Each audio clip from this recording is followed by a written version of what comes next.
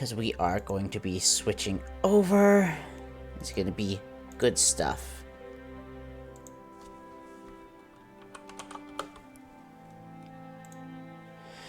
Alright.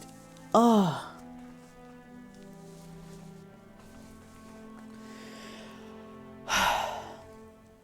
Ah, that's a good stretch. If only my back would agree with me.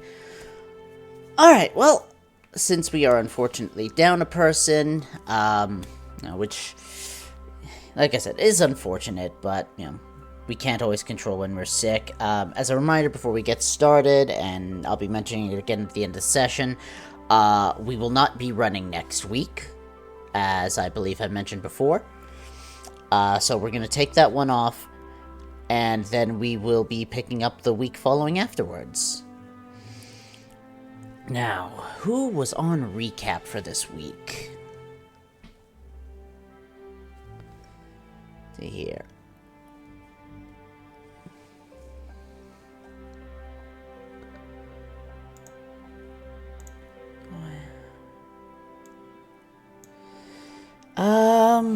Trying to remember. Who did recap last time? That I don't remember. Riley did. Ah, fantastic. I believe that is going to... Because I remember Hestian went, the time before. So, I believe that's going to put things at... Vinkosh for recap. Last week we all we really did was get on the hunt, so not really much to recap.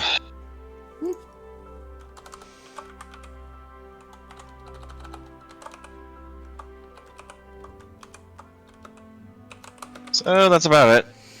Yeah, I mean, you did do a hunt, so that is true. Alright. Hestian also got us extra money for it, too. Yeah. Also, you kind of accidentally invented writing. Or at least number taking. Facts. Yep. We invented Roman numerals. I don't know if they're exactly Roman numerals, but still. Tally marks. But yeah, so, through sheer accident and through the methodology of complaining to the bureaucrats, you accidentally invented tally marks for numerical keeping. So, that's cool. That's definitely gonna have effects on the world in the future. For the moment, though, I'm going to hit pause on that, and I'm going to switch us over to... Where did I put you? There it is. That one, for the city sounds. So, it's a new day. You've been training, you've been getting up to stuff. I know you all have the bits you're still doing for trying to learn your specific skills. Is there anything anyone wants to get up to? Is there anything anyone's looking to do or chat about?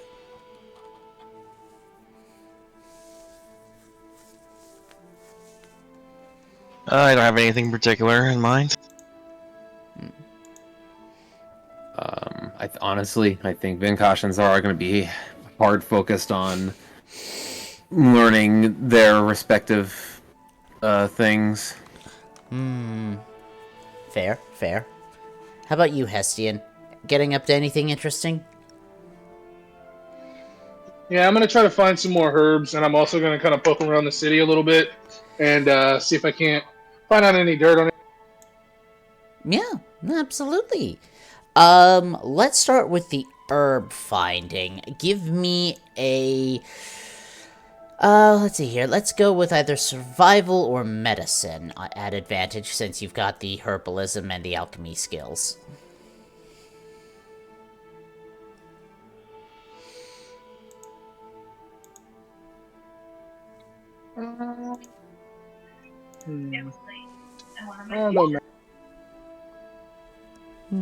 It is an advantage if you'd like to roll it again. Hi. Aha! All right. Are you looking? I think I want to add. It's not a terrible idea. All 21. right. Fantastic. So, 21. Are you looking for special ingredients, or are you just looking for whatever nearby herbs you can find? I already got a lot of base material. I need to find something a little bit more compelling. Well, I can tell you that during your search, you do find the base material for about 4 more potions. As for something special, let's see here. Alright, while you are searching around, you end up stretching out a little farther than usual, where you find an unusual plant. It appears to glow orange, like the volcano that it is nearby. And while you think you could only use this for a single potion, you do believe that this fire-touched plant could be useful for making something more potent.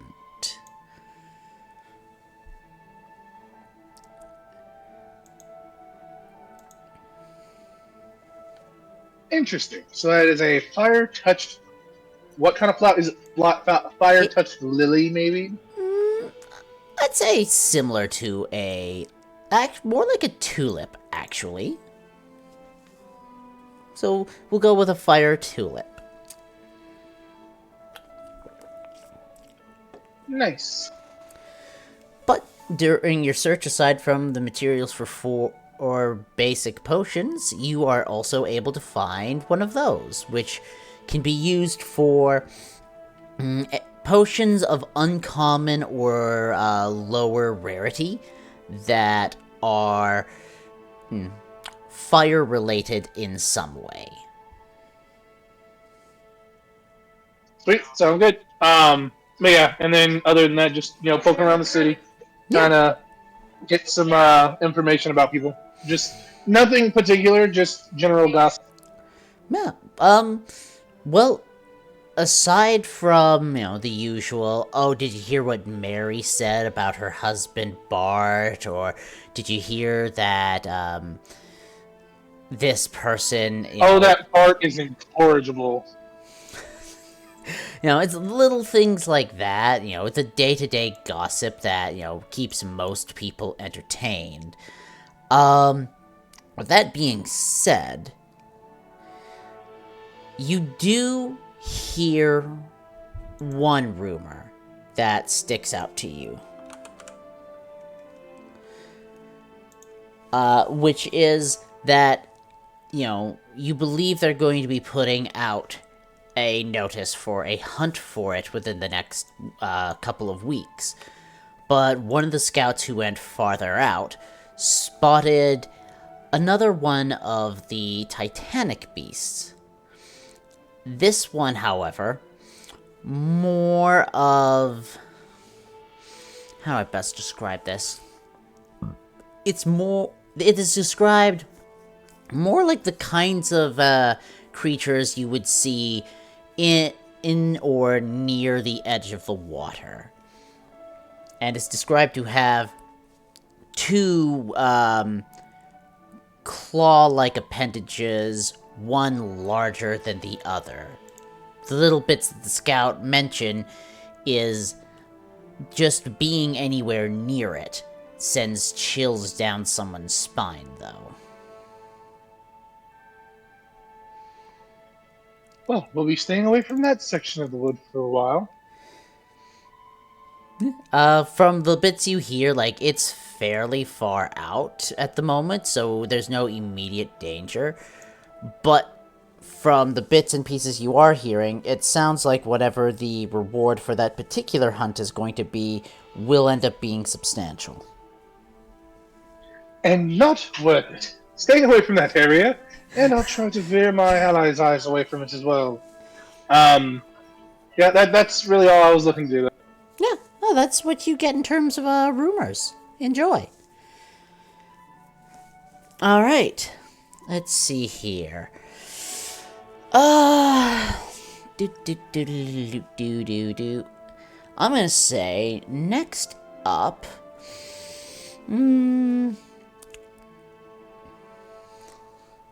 Zara.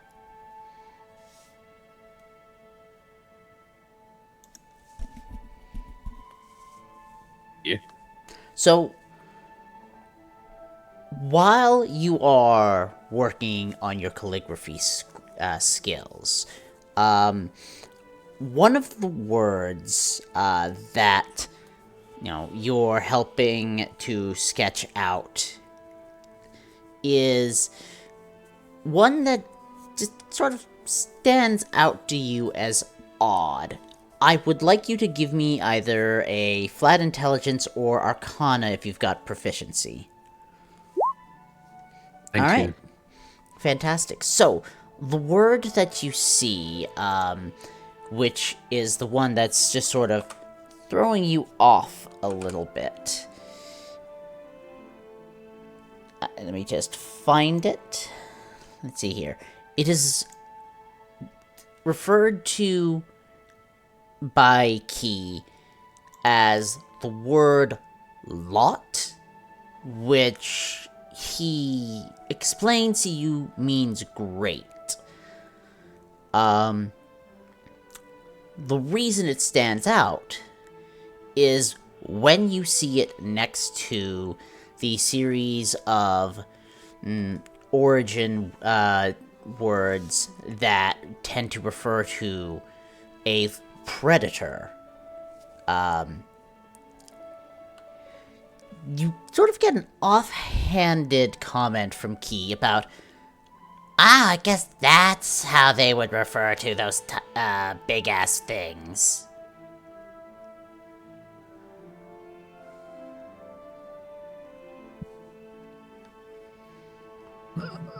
I honestly have no frame of reference to even know how to respond. I can give you the context as you get the sensation he is referring to the Titanic beasts. I honestly still have no...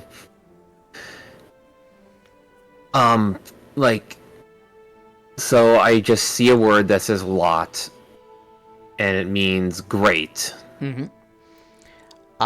And in the spot where you spot it, it is next to a couple other words, the ones that are specifically used to describe things like predators. And that's what more or less gets your attention, and what gets Key commenting on the word itself.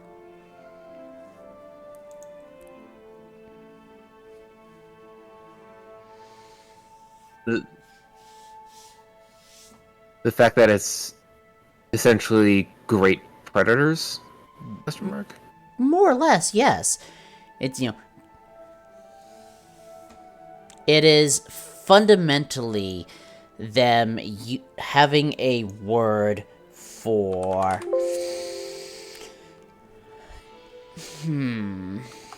How do I best put this? It is a word that basically allows them to describe, hey, this isn't like your normal predators. Now, even normal predators you would know are dangerous.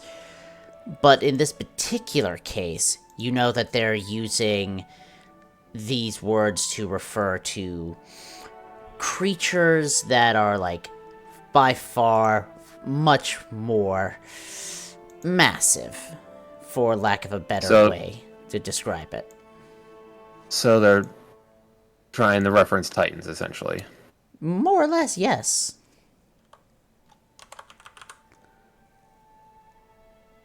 I'm honestly just trying to figure out how to even respond, because it's, like...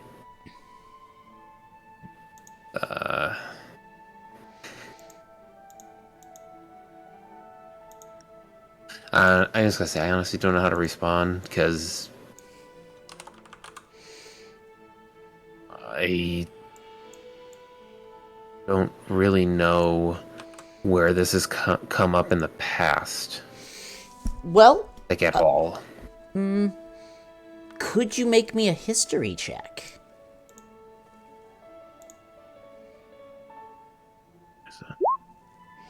That's apt.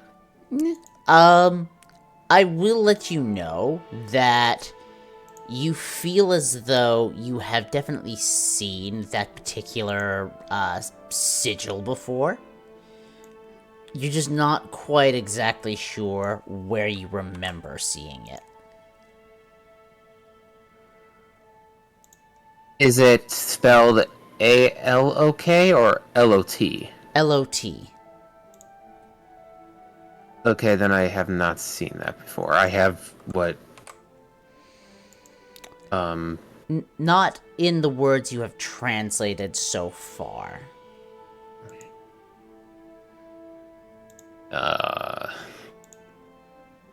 You're doing something to me that I literally have no idea how to reply to in any sense of the way. Honestly, I'm sorry.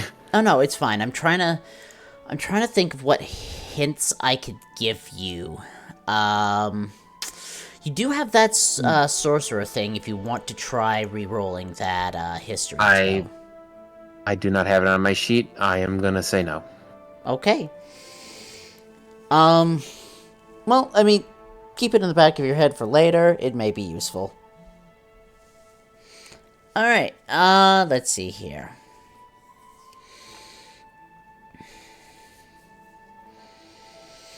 Let's see here. Vinkosh. Yep. If I remember correctly, and go ahead and tell me if I'm wrong, but I believe at one point you wanted to ask one of the smiths about what different materials have in terms of effects depending on what you're trying to make. Did you still want to do that?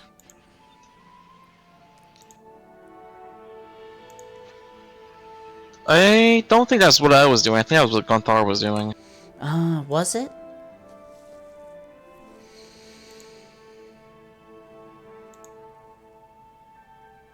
Yeah, because I wasn't the one handing them over to get praise.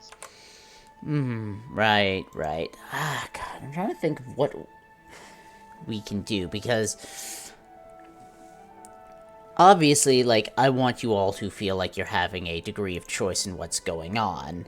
I don't want this to feel like I'm pushing you to do certain things. Unless you're talking about the Titan that had it in its mouth, that wouldn't be it either, because I have that one written down. With the word with lot, because that's what I was asking for spelling. Like I wouldn't know. I really don't know where lot ever came up. I'm literally struggling. So let me put it this way. I have not mentioned it in the campaign before, but Zara finds the word familiar. Does that help at all?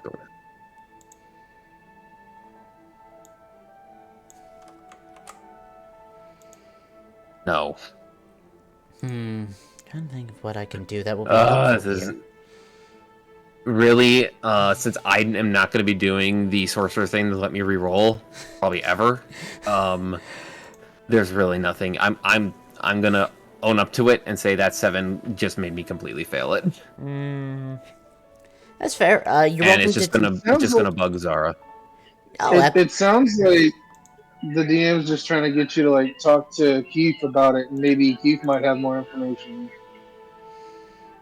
I really like I kind of needed a frame of reference, and I have no frame of reference. It's just like, oh, so that's what that means. Is like, okay, I don't remember where this came up then, because it's just being brought up. No, again, that's why I'm trying to elaborate that it hasn't come up in the campaign so far. It's just a word Yeah. that sticks out to Zara.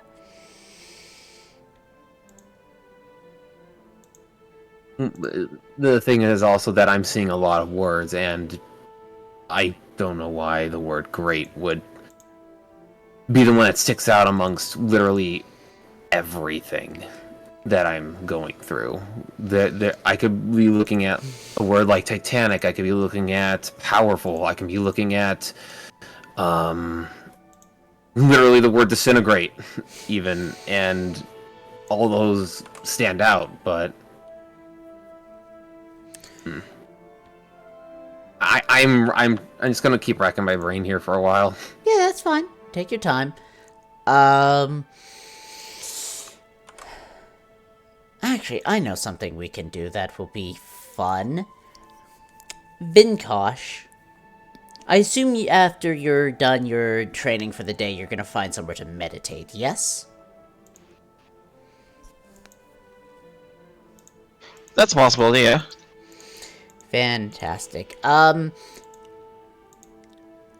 Assuming that you do, and go ahead and tell me if you're not, could I get you to roll me just flat wisdom?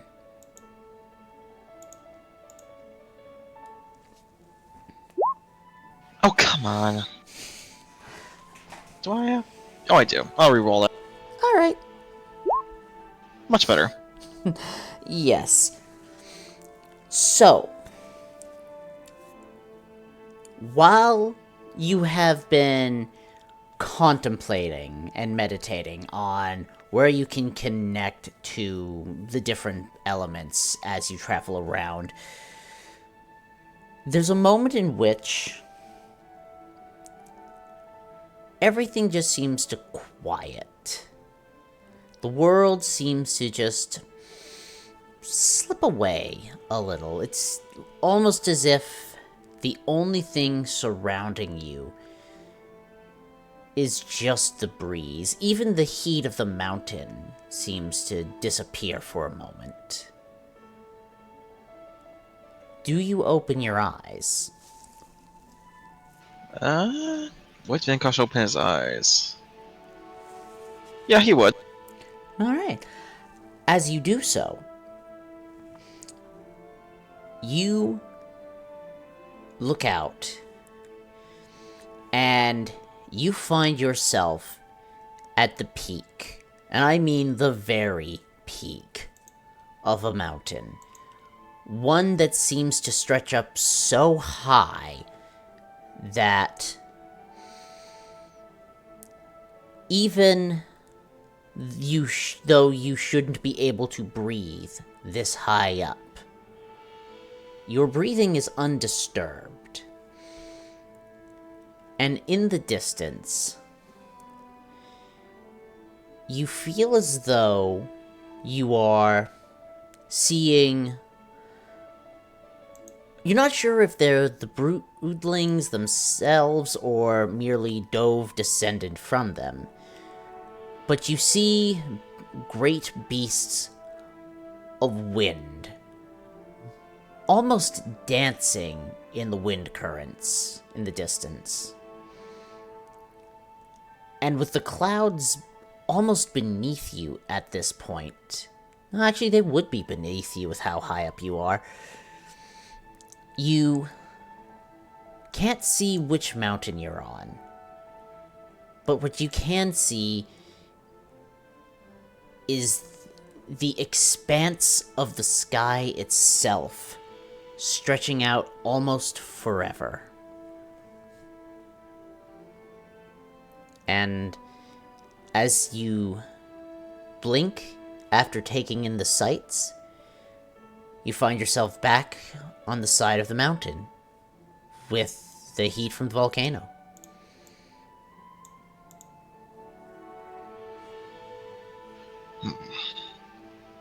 Alright then, looks like I am climbing that mountain. He says he looks off in the distance towards his temple, his hometown. Mm-hmm. Give me a quick perception check, by the way, on that. 13's not the word. No, it's not. I'm gonna say 13 is just enough that you're able to sort of make out the outline of the mountain where your temple is at in the distance. Your temple is not at the top. It's maybe halfway up at most with how tall the mountain is. But, you know, it's not hard to gather that if anyone would know how to get to the top of the mountain before you run out of the ability to breathe, it would be the monks at your temple.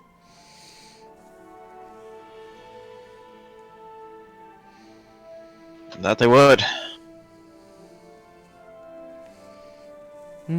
Fantastic. Okay, but yeah, that's a little vision you get to have. Enjoy.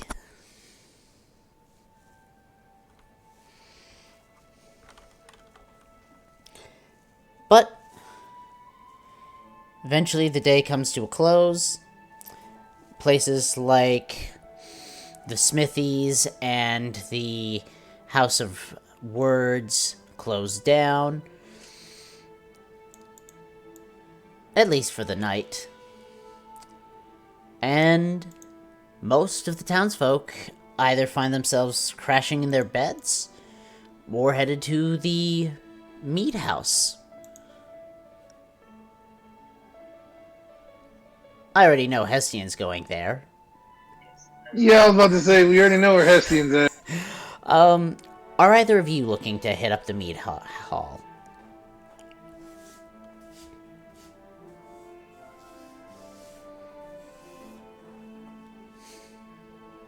Vinkosh will. No, go, dude. I'm easy. Vinkosh will just head be straight home. Alright, and Zara? I'd honestly just grab some food, then head to wherever he sleeps. I mean, you both sleep in the same little hut up here, so...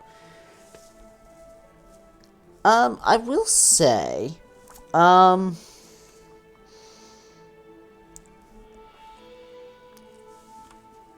Actually, there's a thought. Hestian, as Vinkosh is grabbing food to head up... Zara. Right, sorry, Zara. As Zara's grabbing food to head up for the day, you do spot him as he is in-house for the moment.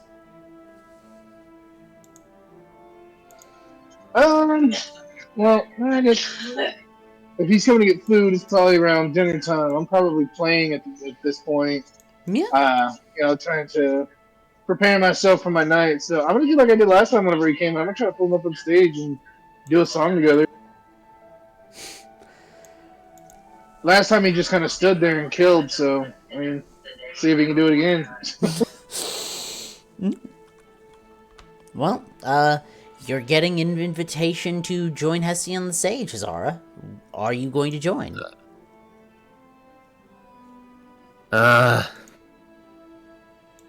Come now, it'll be fun. I promise.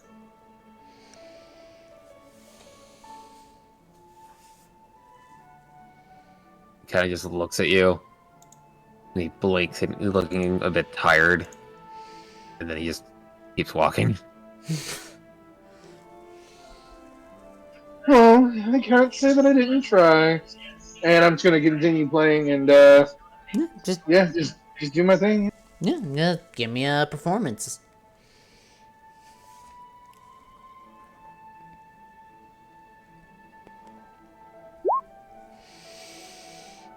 Yeah, over the course of your night of performing, you end up getting tipped about 6 scales.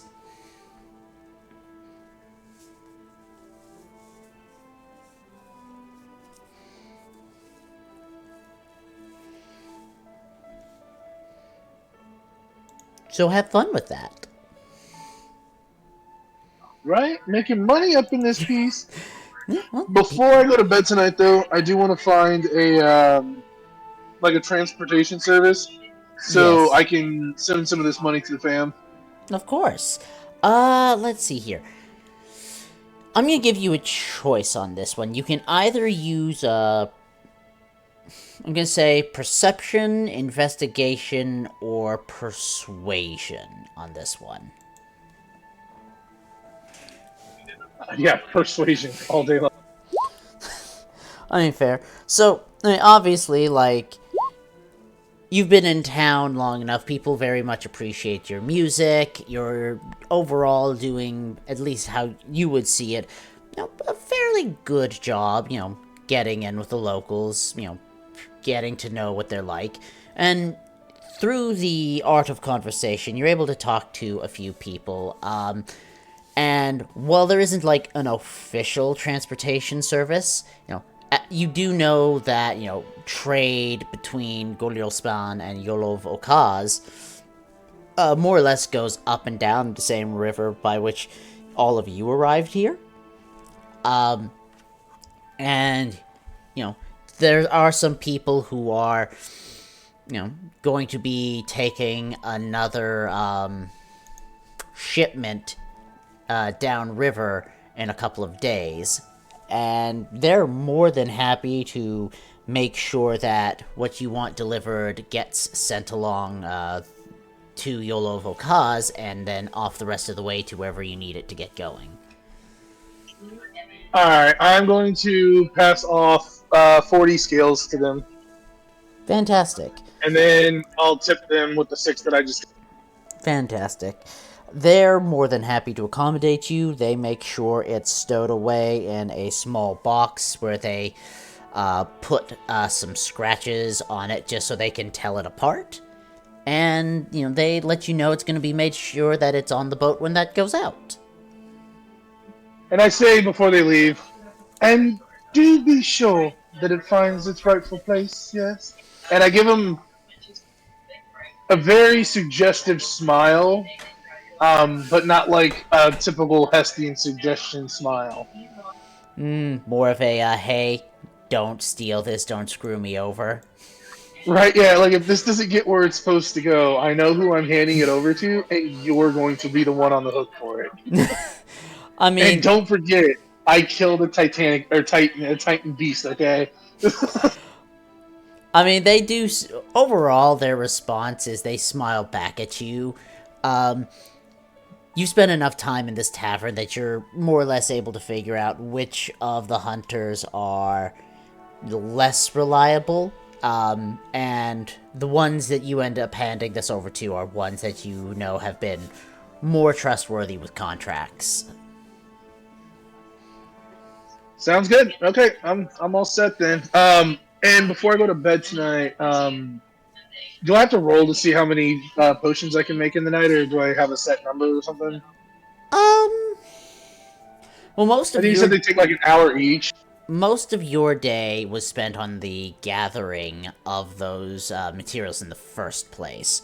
If you want to stay up and try to get, like, 2 or 3 more basic potions made before going to bed, you can, absolutely get a couple basic ones hammered out. If you're looking to make something else or something specific, I will require a roll from you. Nah, I'm gonna hold on to my special materials. I just want to make like 4 healing potions, and I do want to kind of tinker around with this Triceratops blood tonight before I go to bed if I can. No, absolutely. Let me think here. Give me either medicine or nature at advantage since you're doing this with your alchemy tools, so you can try to figure out what you can do with that. Alright, let me I don't like that roll. No? I don't like that one either. So, I suppose I'll keep the first one and just try to add to it. Alright, let me just bring up my stuff on crafting. Let's see here. I wish this was Yeek. I'd have 2 more ways to reroll. Let me see here. Let me bring up some stuff. Let's see here. Bring up items.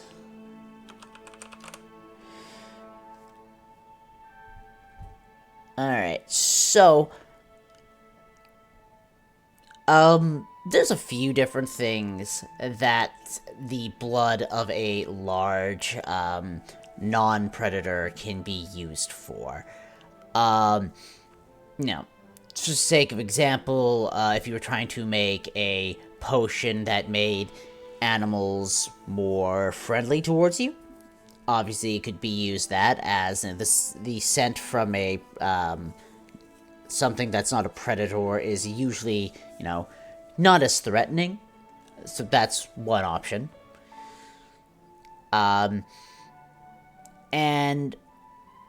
while you're not entirely certain, you do think you could potentially use this for either as a component for a more powerful healing potion, or you could also use this for something like a potion of growth, for example. Interesting. I'm not gonna do anything with it tonight because I don't want to fuck it up, but I'll definitely keep that in the back of my mind. Oh, yeah. I was treating this role as you investigating the material to come up with a couple of options. If there's something else you want to try to make, obviously, just inform me, and we'll go from there. But overall, at the same time, those are a couple of suggestions that I can give you based off of the role you've gotten. Works for me. I'm not gonna hold up Spotlight anymore. We can go ahead and move on. Thank you. All right. The night passes. You all get to resting. You awake in the morning. Brand new day. Continue your training.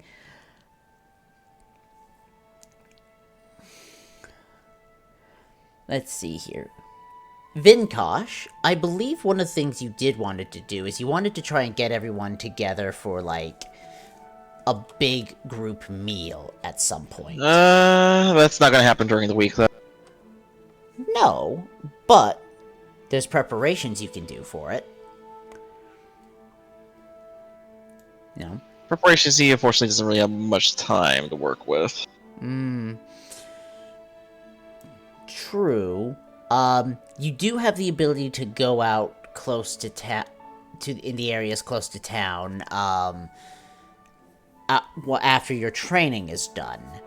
And you'll find, smaller, non-threatening, non-dangerous beasts that would be, for you at least, a relatively easy hunt if you're wanting to get, meats or track down certain vegetables for whatever it is you're trying to make. That's still gonna wait for the weekend. Alright, absolutely fair. Does anyone have anything special they're wanting to get up to, or is it just more training until the weekend comes around? I have really nothing. That's fair. He's just really focused on getting this done, and so am I. That's very fair. Well, for the sake of content, I've got stuff I can do. Well, as a reminder, you don't have to force yourself. It's far more important that you are enjoying the roleplay and that you're having fun playing this campaign than it is making quote-unquote content. I do have stuff, though. I have a laundry list of things that I would like to get done. So also, I just remembered kind of looking through this that I wanted to make some of Hestian's special cream as well. I just realized I was completely out. And then at some point, I'd like to venture around to each of them and drop off these potions to them. Yeah, you're absolutely able to do that. For your Hestian's cream, let's see here. How much? All you have to do is smear it on your lips, and you'll feel better. How much potion material do you have at the moment? I currently just used 4, so I have 5 left. Those are the medicinal herbs. I have mats specifically for potions as well. I have 3 of those, and then medicinal herbs. I've got 5 left. All right, I'm gonna say,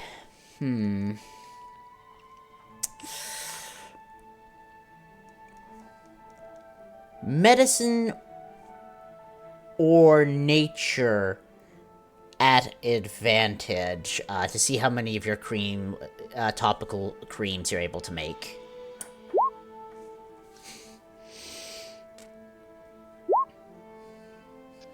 That was a D10, not a D8. Hey! It's a D6 now, but hey. So, 15? Yeah, 15 is not bad. I'm gonna say you're able to make about 2 more of your unique topical creams. And once those are done, you're more than able to go out and find everyone while they're doing their training and hand them some stuff.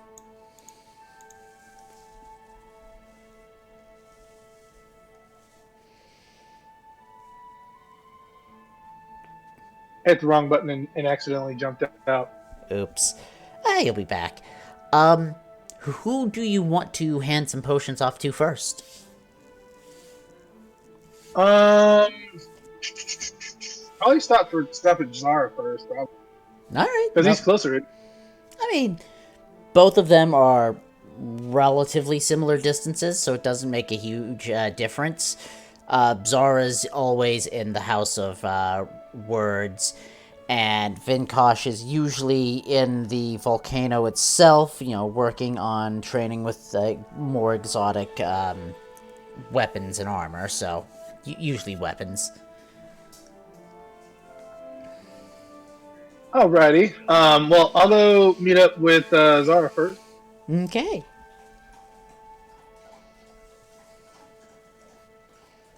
Just kind of lazily tap on the door, of the room he's in. Yeah, I mean, the door is, open at the moment, especially when, during the hours in which people are doing their work.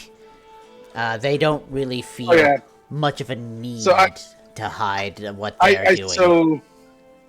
I so wanted to just be standing in the doorway. I mean, you can just kind of tap, cack, and it looks dreadfully boring in there. Zara, you want to go and play? Slowly just looks up, looks over at you, and tilts head play. Well, yes, we've been here for several days now, and you and Vinkosh just simply want to sit around. I'm getting bored just waiting around doing nothing. Oh, well, actually, here. And I'm going to hand you 2 healing potions and 1 Hestian's cream. The imagery on the little topical ointment now, it has a little picture of me with a thumbs up.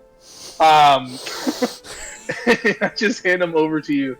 I did manage to make some of these, though. They may come in handy if we happen to go down again. How much healing does the ointment do? It does 1d4 plus 1 for 2 rounds.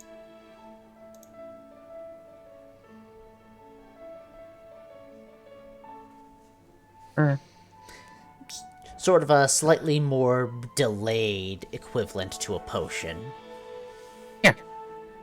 But, See, my thought process for that is if you get brought up with that and then go down again, on your turn, you heal again anyway. Boom, you're not dead. The healing goes off at the start of your turn for the subsequent turn. Yeah.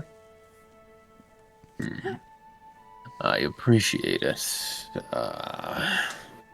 But what time of day is it? I think it's pushing on into the afternoon. I will be at the mead tent later.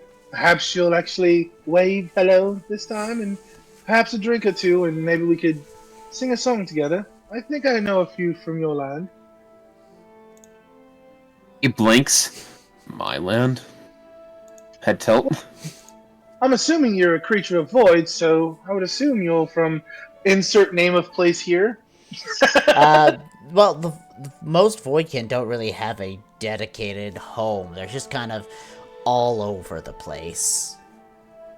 Okay, then other big city, potentially, or big town, like Golio spawn. Yolovokaz? Yeah. I say that. But I say Yolovokaz, as all Hestian-like. His eyes just kind of lull a bit. Are you trying to play some game with me? That is what I said when I first got through the door. In a different way. End goal, I mean. Oh, I am injured by your accusation, Zora. That is just a slanderous thing to say to somebody who is definitely trying to sway you in his favor. Zara looks at the hard cam. Hestian is nothing if not honest. Zara stares at the hard cam even more. Oh. Which is just Key. Again. Yeah. I don't even know Keith exists yet, but I'll see him eventually. Maybe. He's right there. Is he invisible right now? No one's ever seen him. Yeah, that's what I thought. I thought he was always invisible. The only person who's made attempt is Chris. You know, I actually have see invisibility. I've just never actually had to use the spell. I mean, You have a reason to use it? No, absolutely not. That's what I'm saying. Like, I could Yeah. see him. assuming that, it works. It could be all inside Zara's mind. That's what everyone keeps on telling him. He's crazy. Mm.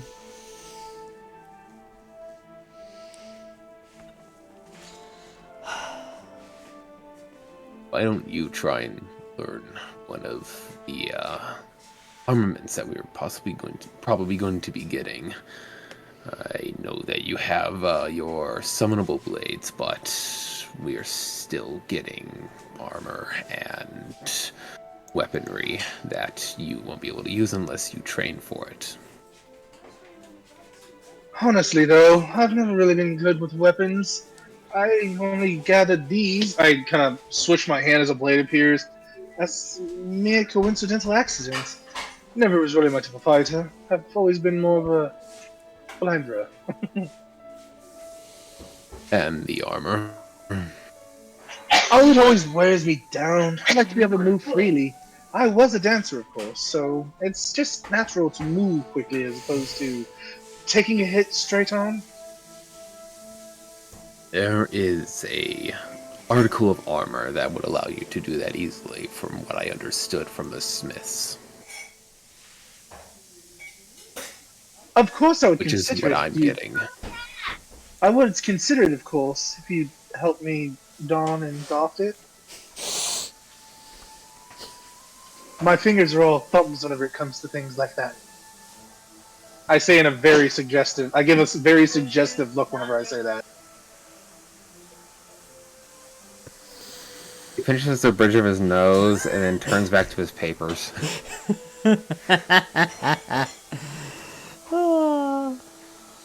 Well, a marksman doesn't always hit his mark. I'll leave you to it You hit then. a mark? Oh, actually, I've got quite good aim if you'd like to test the theory. Fine. I'm going. And just kind of turn and head out. Alright. Zara, psychic link to Key. He is irritating. Yeah. I don't think he means you harm. I think he's just weird.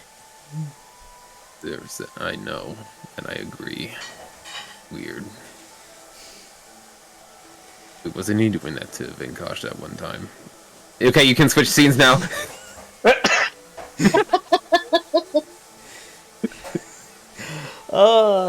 Alright, but yes, no. You leave Zara to return to both his work and to his conversation with the person literally no one else can see. Vinkosh isn't all that hard to find either. I mean, he's regularly training on the exotic weapons, so you're able to run into him without issues. What would Vinkosh be doing when I got there? Probably training with the stances.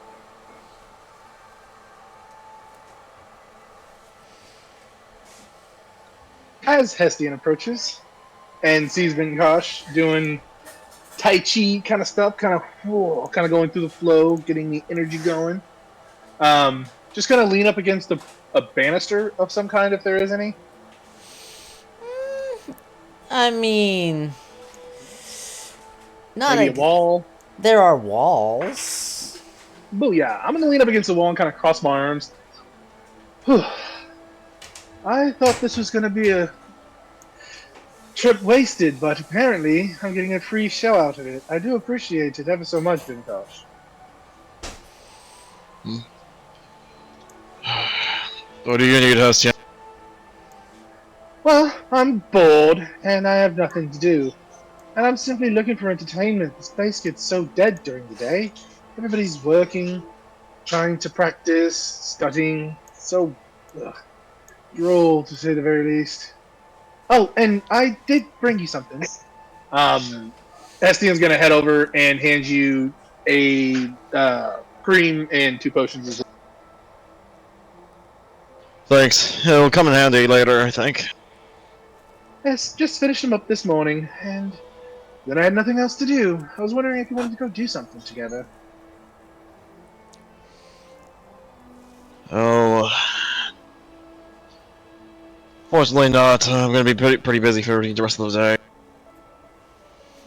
Oh, it's the same thing Zara said just before he basically ignored me.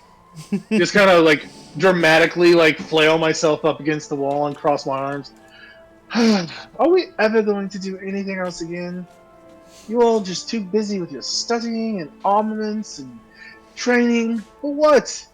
What's the point? Can't we just have a drink and be merry? Oh. Don't exactly want to get into a situation where we end up dying again. Admittedly, dying was not fun.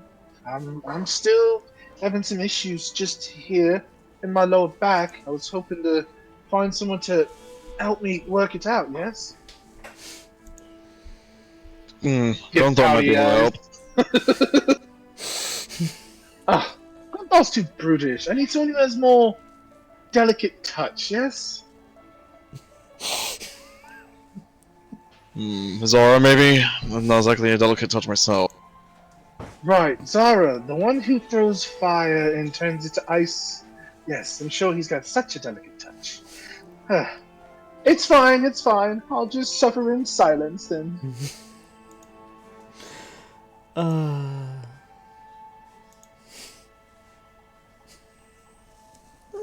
Openly pouting right now. Of course you are. Alright. Honestly, I thought that would work. Well, I suppose I'll let you to it then. And I head off. Yeah. Alright. So, the next several days of training and studying leading up to the weekend more or less go about the same. How many days or several days? Well, there are 5-day stretches at a time, and then there's, the weekends. We're asking because we have to keep track of how many days we are doing training. Yeah, this is at the end of the next stretch of 5. So if we're counting, so 3 more days? Yes. Okay.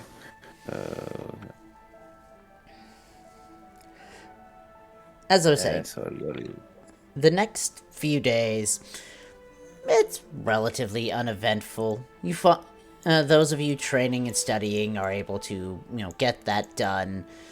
The one bored person is able to find ways to keep himself entertained. And by the time, the weekend comes around,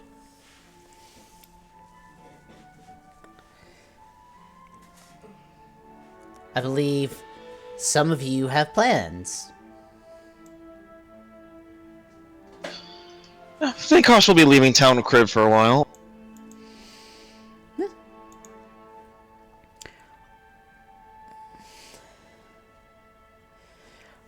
Are you looking for anything in particular, or just stuff that's easy to catch? Generally anything large enough that he can handle. Nothing too big. Okay, give me a quick survival check.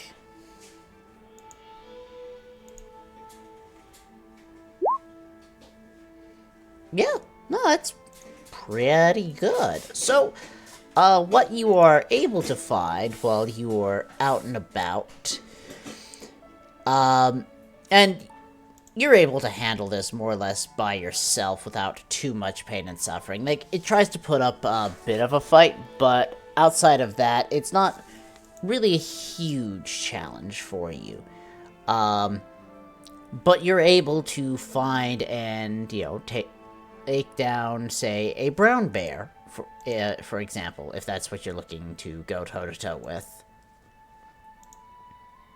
I'm not gonna be looking for a brown bear. The meat's not that great. I'm gonna be looking for venison, so deer, elk.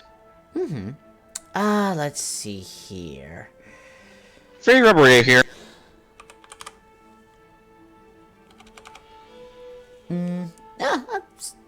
Let's see here. There's not a lot of those in this particular area, but something you are able to find without too much issue is an ankylosaurus.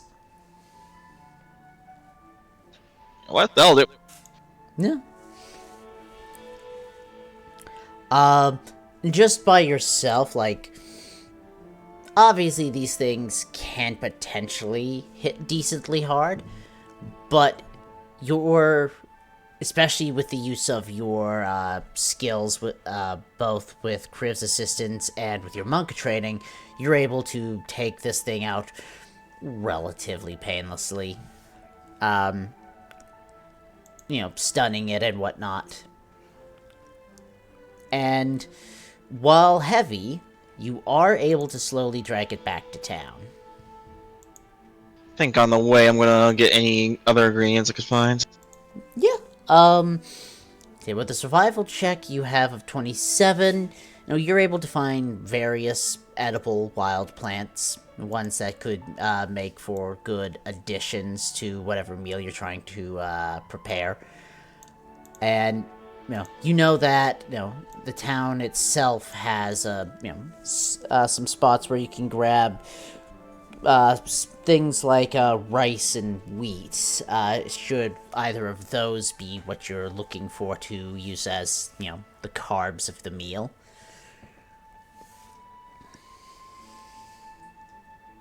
Sounds perfect.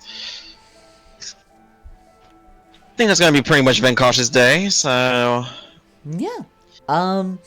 try to be keeping this as secret as possible. Alright. This is for the first day, anyways.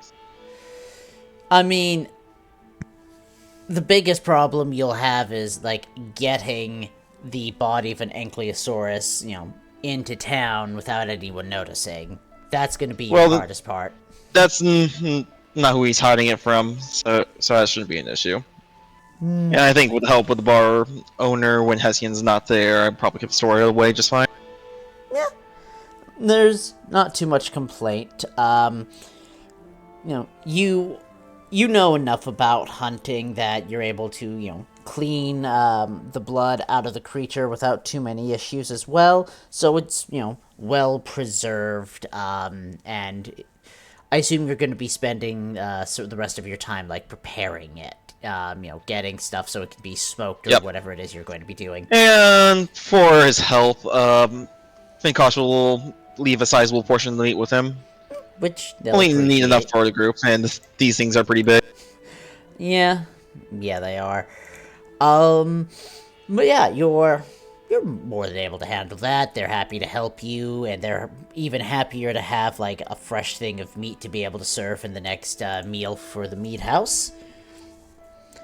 And yeah, you figure that, like, it'll be done being prepared and drained and smoked and whatever else you need it to be done by the time you're ready to start cooking the next day. Sounds perfect. Alright. In the meantime, I'm gonna buy 2 things of fire wine and 20 gold worth of various other drinks, both alcoholic and non-alcoholic. You're more than capable of spending those scales on food stuff. Alright, fantastic. So that's your day. Um, Zara, are you getting up to anything on the weekend, or are you just solely focused on some more of the training? If I focused on solely on the training, would that take my entire day, or could I kind of split it off at one point if I'm doing well enough? No, you're more. As I've said before, like, the training takes up a good chunk of the day, but people, have other things they want to or need to do during the day as well, so you're more than able to find time to get up to something. I mean, I would probably train enough to at least make it count for this day, Of course. and then, depending on the time of day that I'm finished, if it's afternoon, he'd probably just, probably vibe down here or somewhere.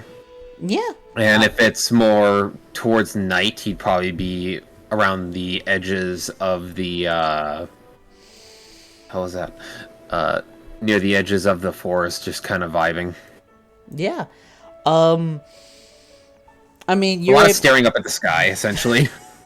I mean, for, like, the end of the day, while the sun is still up, vibing by the water is no real problem whatsoever. You're more than able to discover, much like Vinkosh did not long ago, that the water near the volcano itself is all heated naturally, due to the increased geothermal activity. So, if you dip your toes into the river, you find that, oh wow, this is a nice temperature. Think of it like the temperature you'd expect from a hot tub.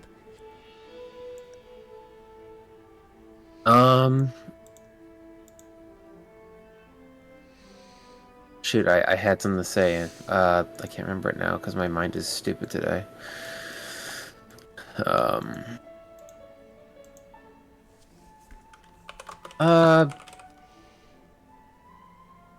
You already said that there probably aren't any deer in the area. Someone, oops me. Who does the boops? Well, there might not be, strictly speaking, that many deer and elk, but there are creatures similar to them.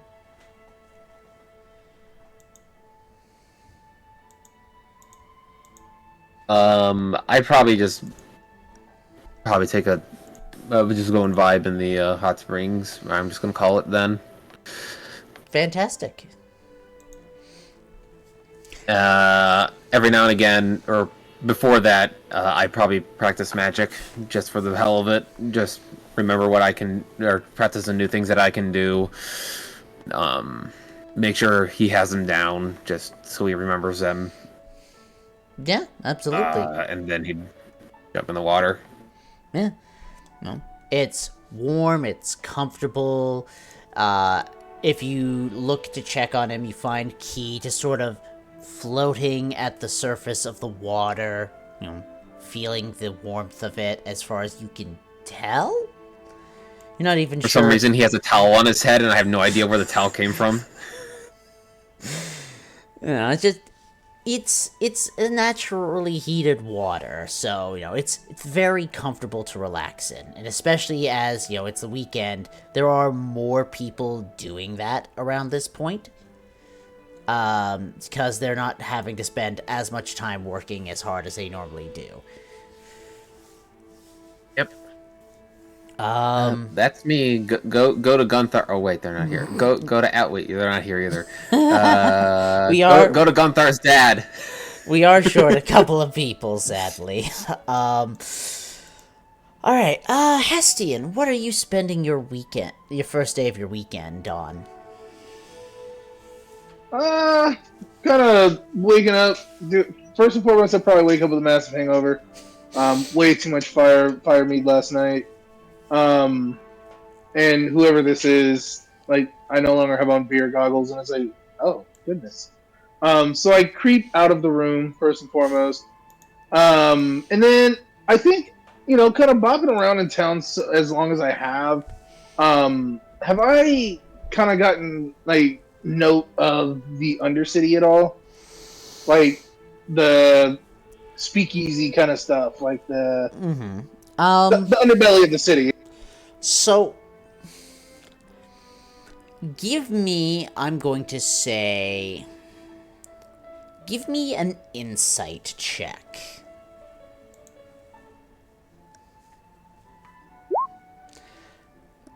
Alright, so with that, what you're more or less able to sort out is, while this town doesn't really have much of like an underbelly, there are at least a few of the local hunters who are definitely on the sketchier side, and you've been able to pin them down and make notes of them. All right, so I'm gonna go to one who does a lot of gathering quests and stuff like that, and may have stuff fall off the wagon before he gets back. Mm-hmm. So yeah, I just want to kind of approach him, start getting some conversational feels, and the gentleman is gonna need to. Let me see. 1 second.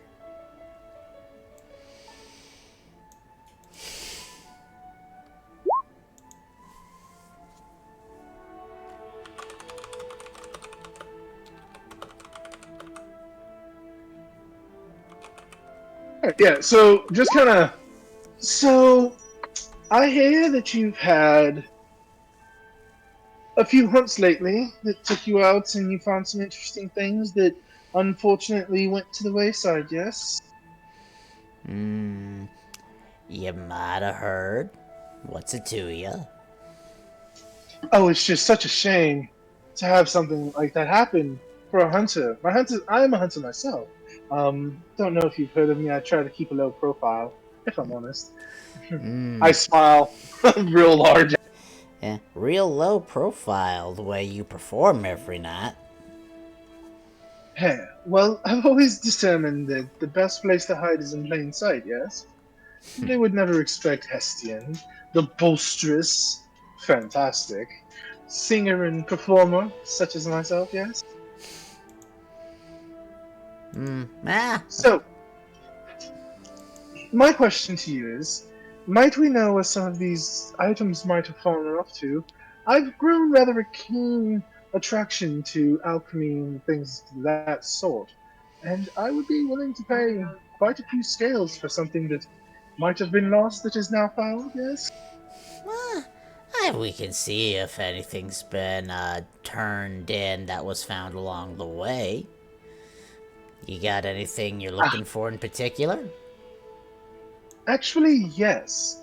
I've been trying to find the cerebellum of some kind of creature.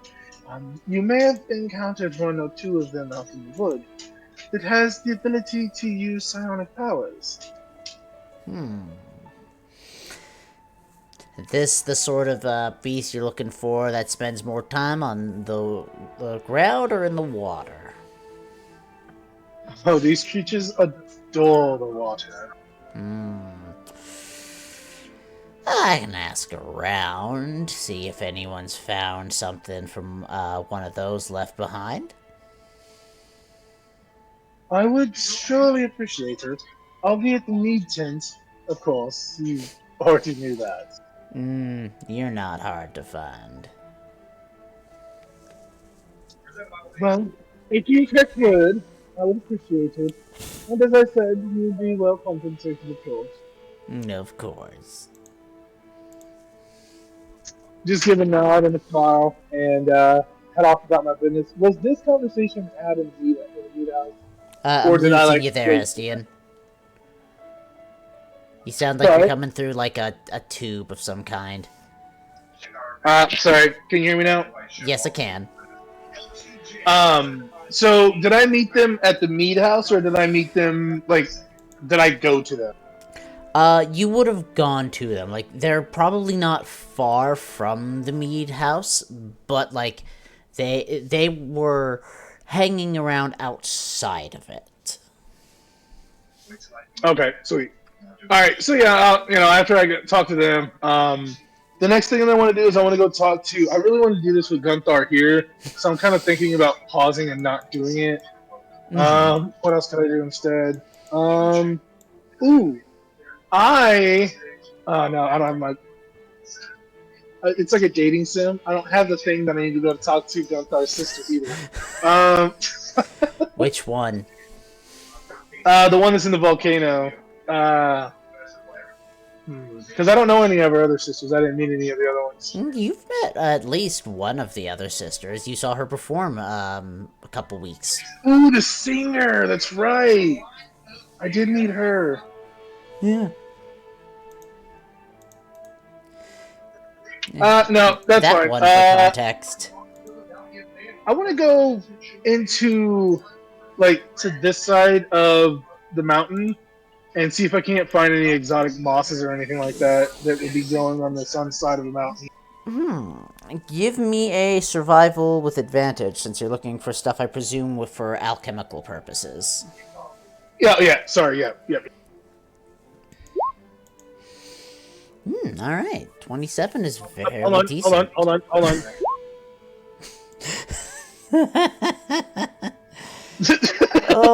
I can do it, okay? If I can do it, I'm gonna do it. I know.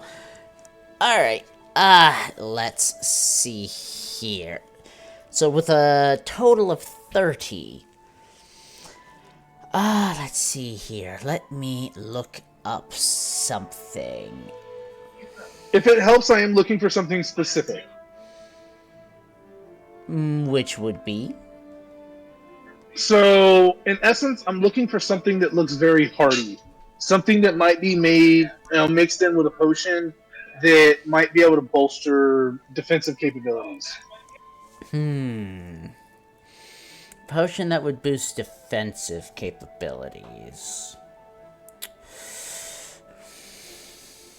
Well, I can tell you, you do find a very unusual moss.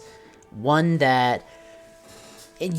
You're not... This one is one that you find is one that's much easier to spot at night than it is during the daytime, as there's a small clump of a bioluminescent moss that really only glows when it's not photosynthesizing. That being said, you are able to find the glowing moss, so what purposes that can be used for alchemically, is, perhaps, something that you're going to have to investigate. But I will let you know you do find a single unit of the glowing moss. Well, isn't that a curious looking little thing? I suppose I'll be needing to take a trip up here at nighttime. Of course, I'll need a bodyguard. I wonder if Zara's going to be free tonight. Well, you can certainly find out.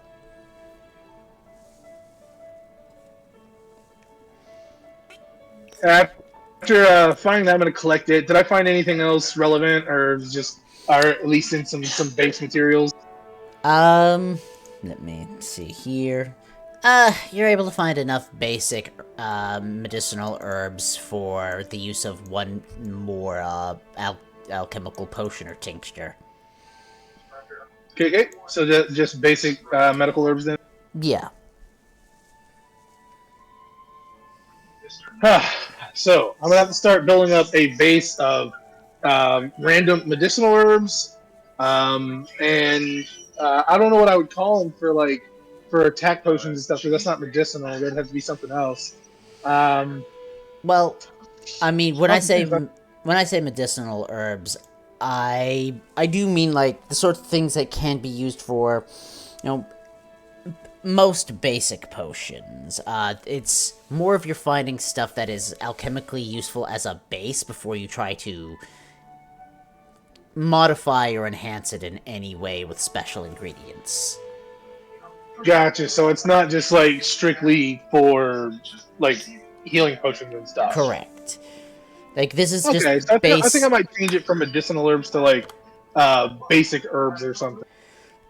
Alchemical herbs, whatever works for you. Now, it's basic components that, in and of themselves, not, super special, but like usable in a variety of different things.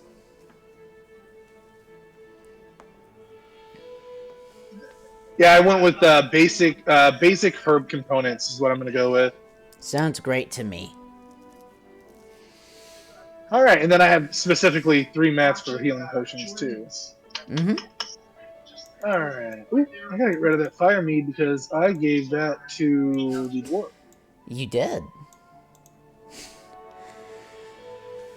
All right. Ugh, I really wish Gunther was here tonight because, like, the thing I want to do is I want to go talk to her dad about that void scale that I gave him, and I've been wanting to do that for the last 2 weeks. I mean, you can absolutely just go and talk to No, him about I it. feel like that's a scene that like it would be better if Gunther was there too.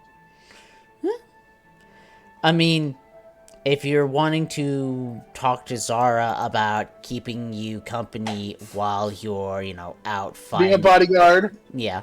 Being a bodyguard. I mean, you're all in the general area, and, like, the population isn't, like, huge, so unless someone is actively avoiding you, it's usually not too hard to find them. Eventually.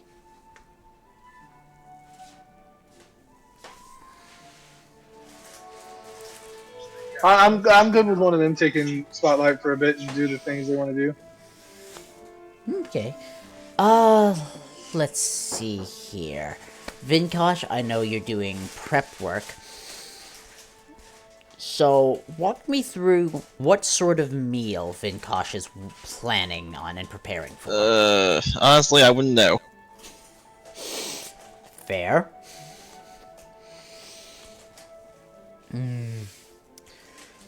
I mean, depending on what you're grabbing, like, meals like,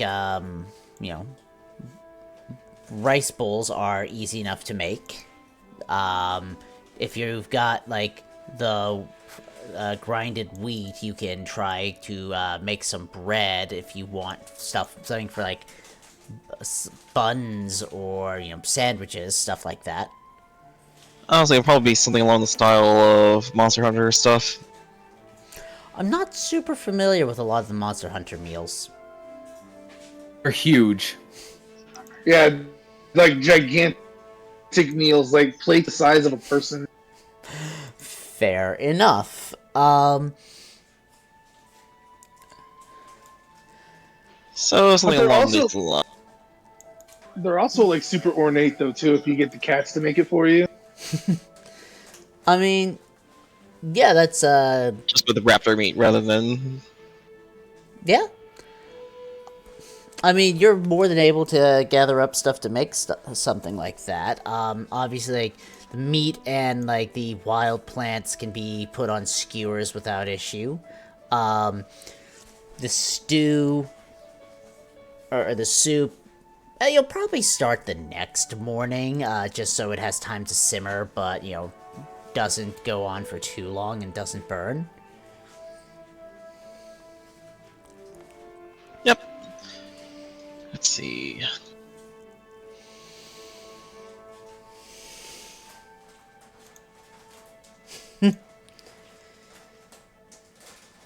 Yeah, this game, this entire campaign is just Monster Hunter. You need to like watch some stuff.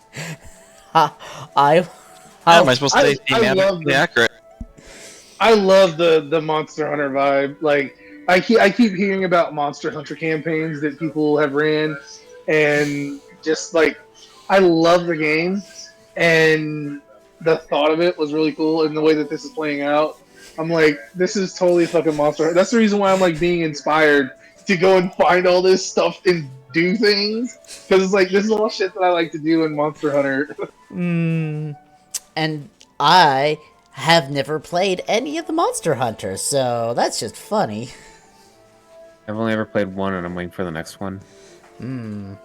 Which one? I played World and the Guys. World. Yeah, sorry. We're happy. Later. We'll happily discuss all of that after the session is done. For the moment, let's move on to Zara. because after you have finished enjoying a nice relaxing time in the water, the sun has almost finished setting. You can start to see a few of the brighter stars poking out in the sky as the last bits of light are leaving. It is around this point in which you see a fairly large boat arriving on the river with presumably some very large packages all boxed up and being transported in it.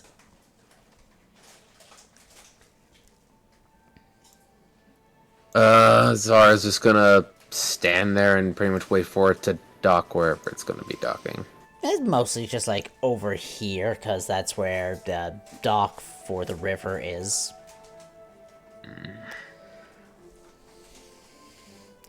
And following alongside it on a chariot being pulled by an elk, more or less appearing to be made out of stone.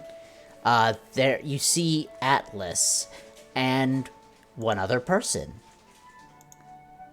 which is to be, well, My girl's here! I'm so excited! yes, Need to run right now. it is, I'm so excited. My No. lady just got to town. it is Melvana.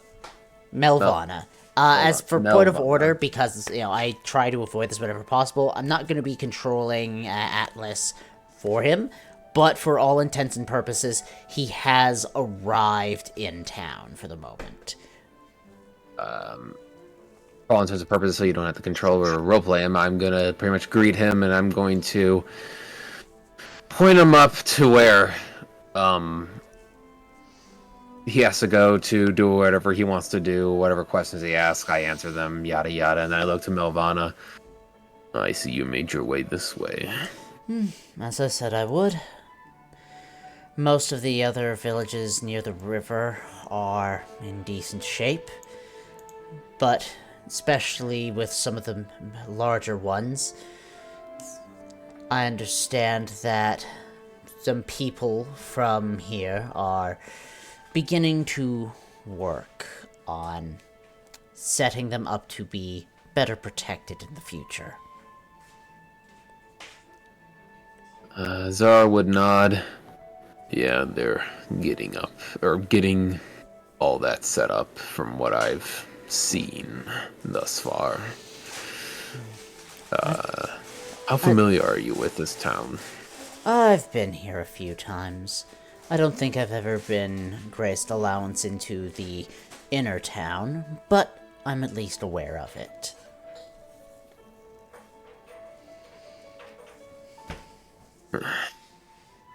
He kind of looks up towards Atlas as he's going on ahead. So, did riding with him have any troubles? We encountered a few difficulties along the way. Definitely some challenges, but we were able to surpass them. He'll nod. Then he'll look at the boat. I'm guessing the two shaman and the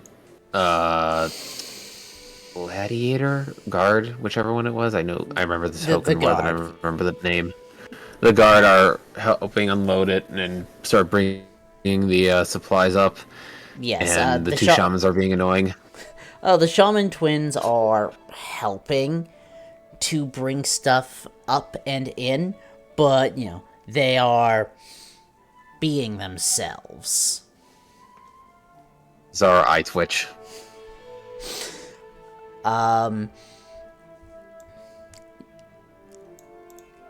Melvana does look to you and asks, I don't suppose you've learned anything new concerning these entities that have been harassing the villages more often, have you?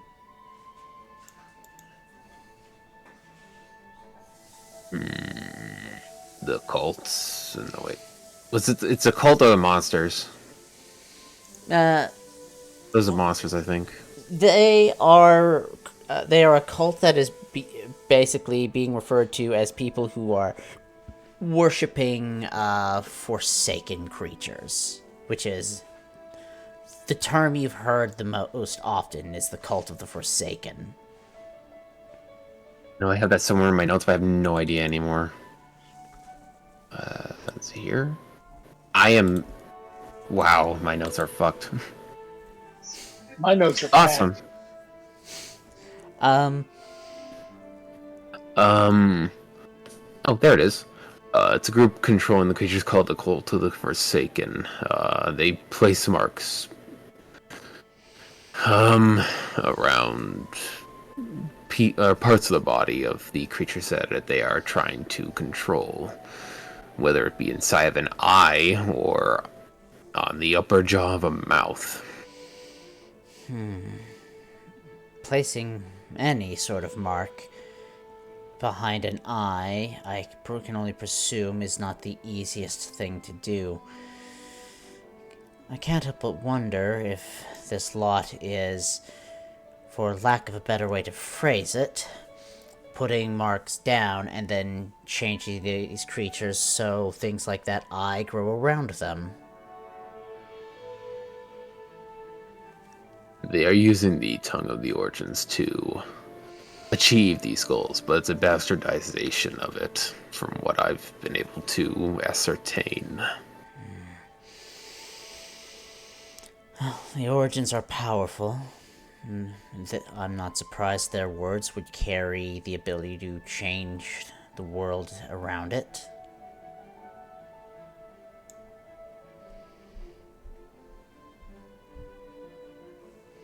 Zara just shrugs. Other than what I've already figured out, I don't really know much else. Oh, I should warn you.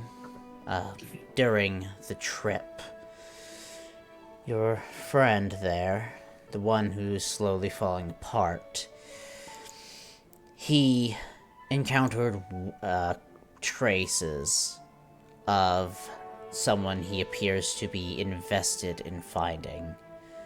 But due to our need to get all of this here safely, he didn't have the opportunity to track it down. Wouldn't be surprised if he requests your assistance with that soon.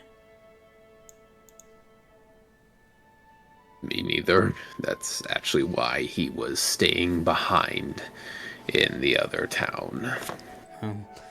I don't know much about the other town, but the tracks we caught were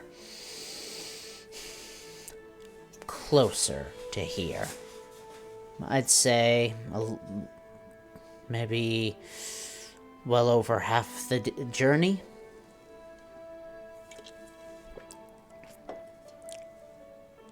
Remember, if memory serves me correctly, it was 3 days away from Goliospan. I'm gonna say approximately that. She will nod to the chariot the elk is attached to and says, "That could be handy, if you can get another one made for getting around quickly without your little friend panicking over water." Yeah, she's looks up to the buildings. She's been staying as far away as possible from water ever since we got here. Even though we are surrounded by it. He smirks a bit. Well, I can't say I'm surprised. She may not have the disposition to enjoy it.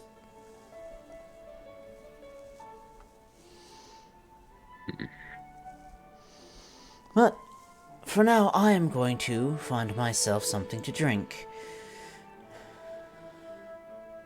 I believe there is fire meat up in the meat house. Lovely. If that is your fancy. It certainly is enjoyable on occasion. I believe Hestian. Unless Hestian has drank it all, that is. somehow I suspect even he couldn't drink all of it.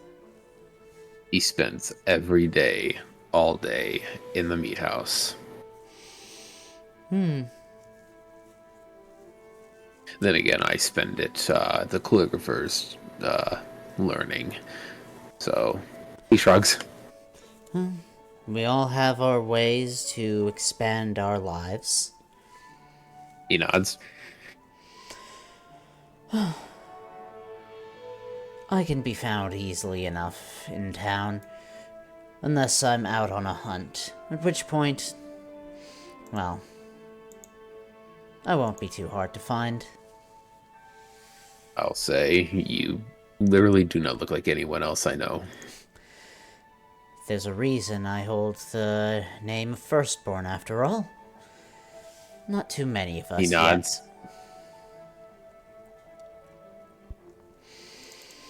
He nods and kind of will do like a gesture, like after you, like letting her go first.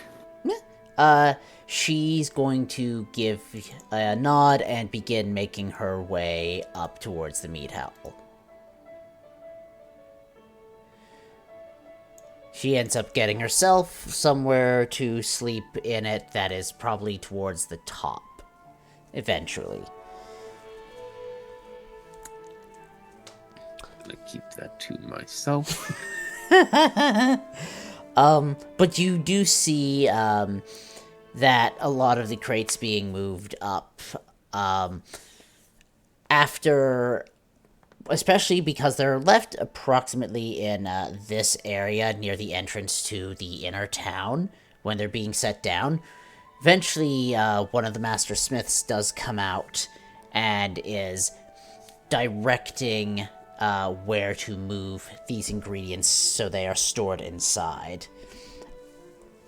And I don't... Out of curiosity, is the smith at all like opening these up before directing to put where to put them and inspecting them any? I mean, they kind of have to just so they can see what's being brought and make note of it. Can I gauge their expressions or gauge like their thought processes while they're doing this? Absolutely. Make me an insight check. 11. I mean, they're not hiding anything, but you can tell that, as they're cracked open, a couple of them, and they see that these materials are from a Titan, the overall reaction is one of, impressive. They're not like saying, "Ooh, I could use this for XYZ or whatever." Like, "Ooh, I can maybe use this to fasten it to the armor and blah blah blah blah blah," like random shit like that. I mean, as far as you can tell, it looks like, there might be wheels turning in their head when they see it, but exactly what, they're not exactly saying out loud. They're more of directing people where to store them and making note for who they've got to speak to about the materials later. It's pretty obvious that they know what these materials are from. They've probably been briefed at some point. Righty. But yeah, so, you're able to suss that, and, you do make note of the fact that the water shaman twins, apparently are finding the volcano way hotter than they are comfortable with. It's fucking hot. It's fucking hot. Oh, reasons I'm sad that Riley's not feeling good. I'm only doing this the one time, or else everyone's gonna leave. But yeah, by Whenever the he time, says that, I just think, I want you to bleed, not read. I want you to bleed, not breed. Oh, I love it. damn it. Oh, god damn it. Mind you, this is what me and Riley were doing. Yeah, they were doing that like the entire time. Oh, both of them doing the same voice too.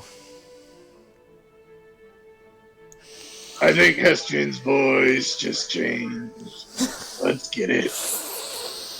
Okay, we're throwing him in the volcano.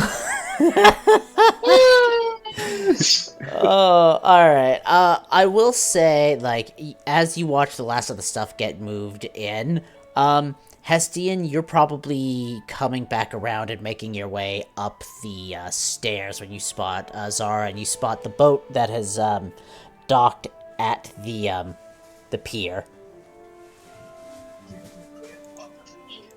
As I head up the stairs, I spot Zara before he has a chance to run away. I'm like, "Oh, Zara, I actually wanted to talk to you about something. And what's such a large ship? When did it get here?" Zara pauses, Zara turns. Zara debates flying away. No.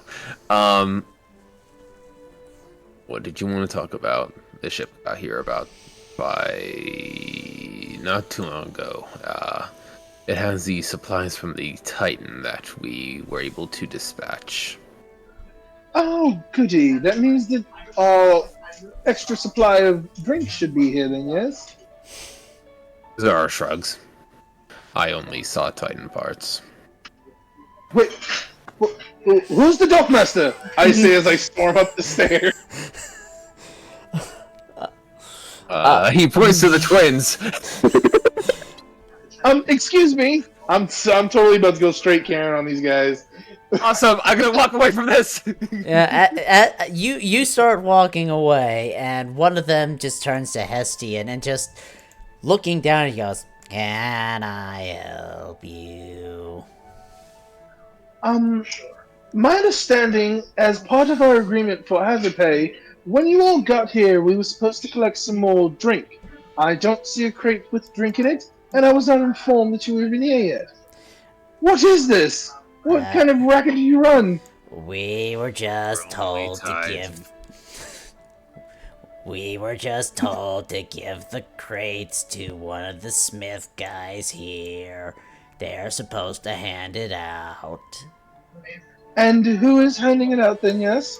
One of the Smith guys. There's only 5 of them. You should be able to figure it out. What does this person look like? Alright, you weren't there, so you didn't see. Hang on, I'm going to enjoy this. This one looks like this. Ooh. And there's 2 of them.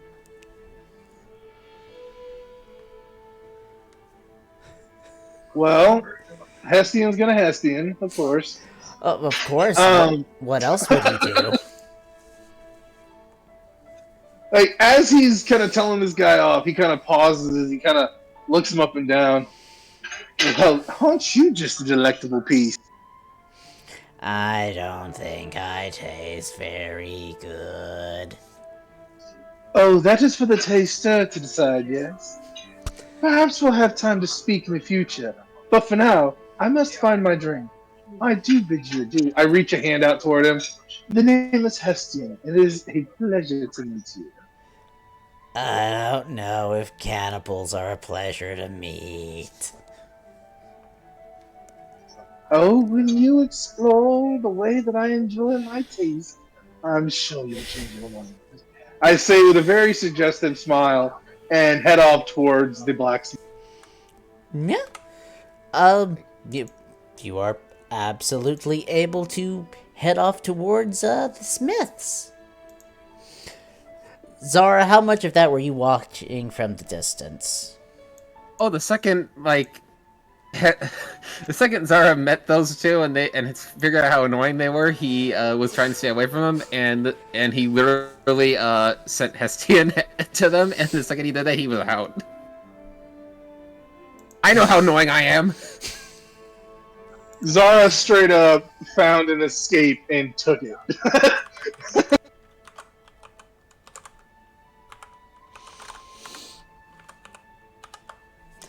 Alright, now I don't have the token set up, but I do have a piece of art for the smith who took charge of the It doesn't stuff. matter what he looks like. Hestian's gonna hit on him. Let's be honest. Fair, but I'm still gonna show you. This dude literally hits on like lumps of molten lava. Oh, come on, look at that beard. Like, come on.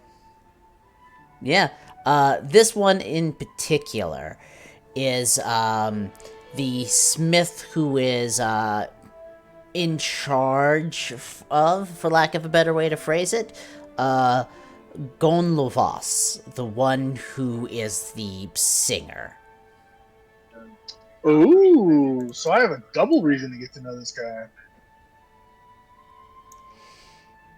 Well, yeah. I will get a token for that ready at another time. As I start Karen charging toward him, I kind of like catch an eye of him, and I seen him in the Mead house, right? He's been there a couple of times. And so I would know kind of his like job, his managing job. Yeah, I mean, who the Master Smiths are isn't exactly kept a secret, so... Okay, so as I approach, like, at first, I'm like full Karen mode. And then as I get closer and I realize the Smith I'm supposed to talk to, I kind of soften up a little bit and kind of strut over. What's his name? Sorry. The name is, Domhnall. I don't have a last name for him yet. I will, however. That's fine. I kind of strut over and kind of pause. Master Forger, might I have a word with you?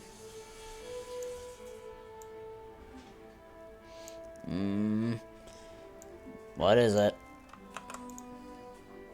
It's come to my attention that you were the one who is to distribute the crates that come in on the ship there. Kind of motion my hand toward the dock. I'm the one in charge of them. I was just hoping, rather asking, if you came up with my name or my group's name in the manifest. You're gonna have to... What'd you say your name was? Oh. Oh, one such as myself expecting to be known, I'm sorry. I thought you might have seen me at the Mead House. I'm Hestian Varesh. I say with a flourish of my back. I've seen you in the Mead House. Doesn't mean I heard anyone say your name. Heard plenty about you, but just not your name. All good things I do hope. I say, kind of like blushing slightly and like waving at. I've heard quite a lot about you as well. You're quite the established manager, yes? For those who seek the limelight.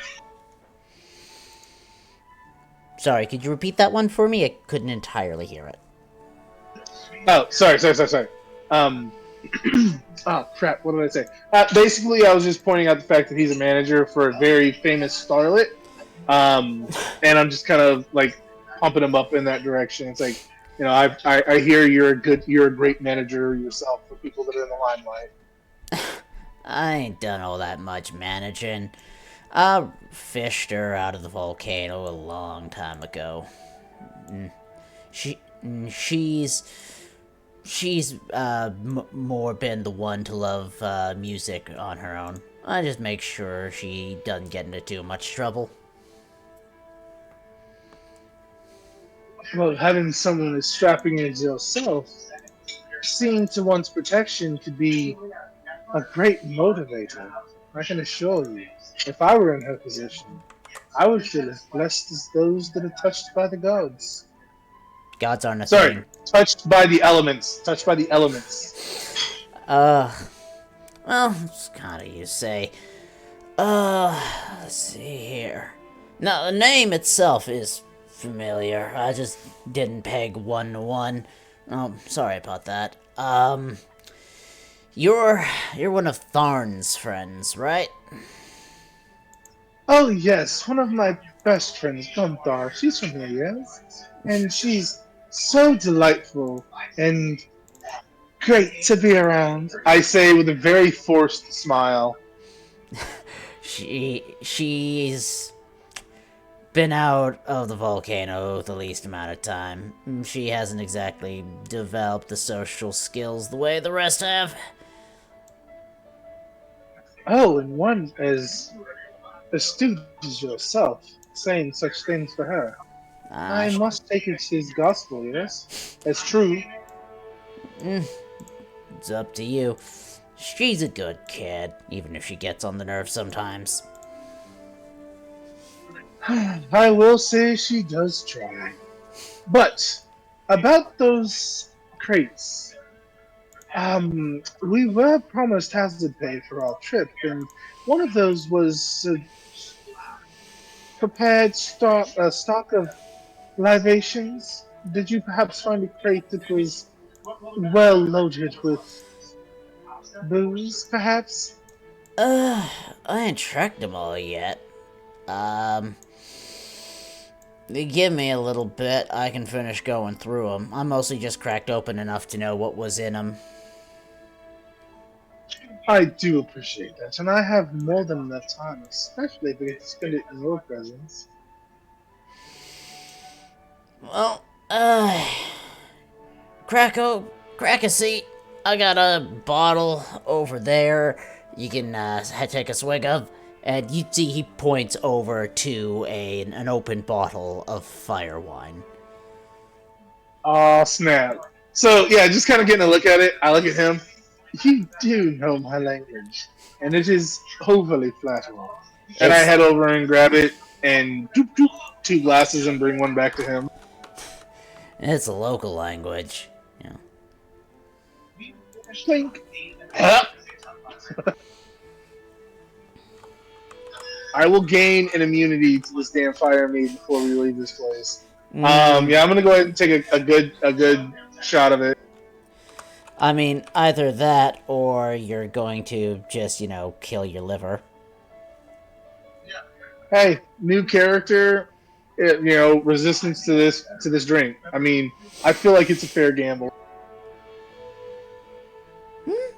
I Yep. 1 point of damage.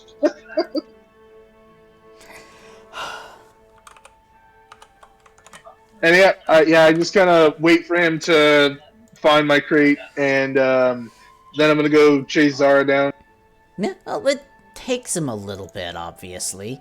There's quite a few crates. The various parts are more or less just sort of scattered about. But, eventually. He does find it, and you see that there's about 4 decent-sized barrels that when you pick them up and you jiggle them a little, you can definitely hear the liquid inside of them. But you also know these barrels are large enough that you're probably not carrying more than one at a time. Oh, these are for my at-home stash. So yeah, with these, like after they're found, I would first and foremost take them to the mead house, and at this point, I would have already etched my name on the top of them. And I feel like I've built a good relationship with the bar staff here at this point. I'll give it to them to hold for me, and I'm still gonna do my normal, singing and singing for drinks and stuff like that. But on occasion, I might have them crack one of those out, and so I could potentially impress somebody by buying an entire barrel of mead, if need be. So I'm just gonna kind of leave it at the shop, or leave it at the with the bar owner. Yeah, fantastic. You're more than able to leave it at the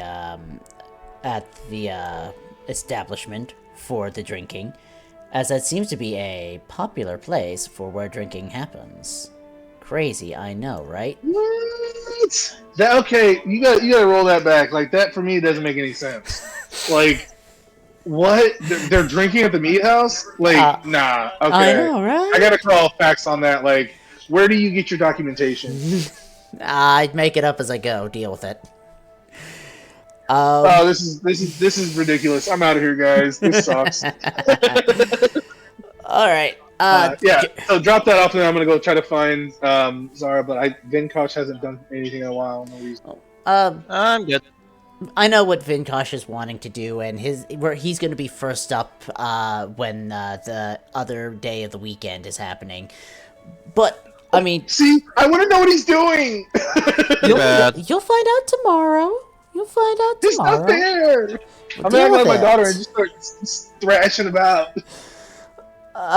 But no, once you're done that, you're able to go looking for Zara. No.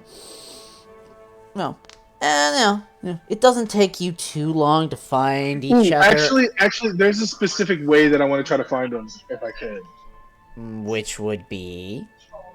I think I took it. Hold on, let me check. Yeah. I want to try to use. Let me triple read it to make sure I can use it. It's a charger for something. I don't know. Put it in a box. Sorry, me and the wife. You guys already know. We're moving, and she asked me what something was. I'm like, I don't care. Just put it in a box. Well, good. So I actually want to try to find Zara with this. I'm rereading it to see if I can. I'm trying to spot him with that. I mean... You're certainly able to do that. You can use this spell to do a searching. Basically, yeah. Yeah.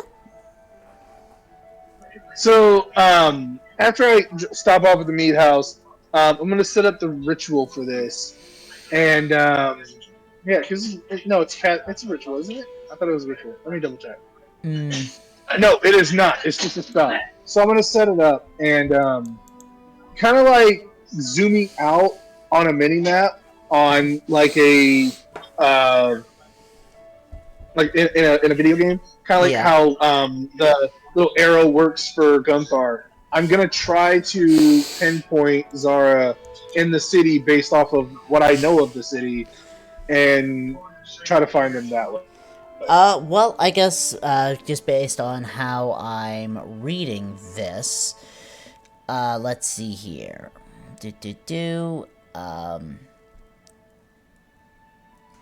So, two questions. One, are you putting it outside the, city or inside the inner town? No, it's just in the town. Like, this is just like using quote unquote a mini map to try to find somebody in a town. Not exactly how the spell works, but I get what you're trying to do. Yeah. I'm gonna say you, seeing through this, spell, make me, I'm gonna say I'm gonna need a perception check on that.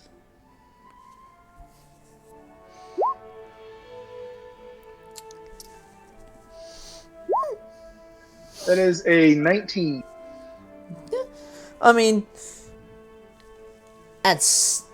after a few minutes of looking around, eventually you're able to spot Zara. I presume you're walking back If to I need to spend more than one spell slot, that's fine too. That's fine. As I was saying, Zara, I assume you're heading for the house for sleeping at the moment. Depends what time it is. It's a little after it started to get dark. The stars are much more visible now. At that point, he'd be out in the woods. Well, that's what he's been doing every night. Yeah, no, I know. Is he gets away from the volcano and away from the smoke up in the sky, and he just stares up and just looks at stars. Yeah. So I would not see him in that case then. No, I will say that you do make note of is the fact that looking over more or less the entire town through this invisible long-distance eyeball. You don't actually spot Zara basically anywhere.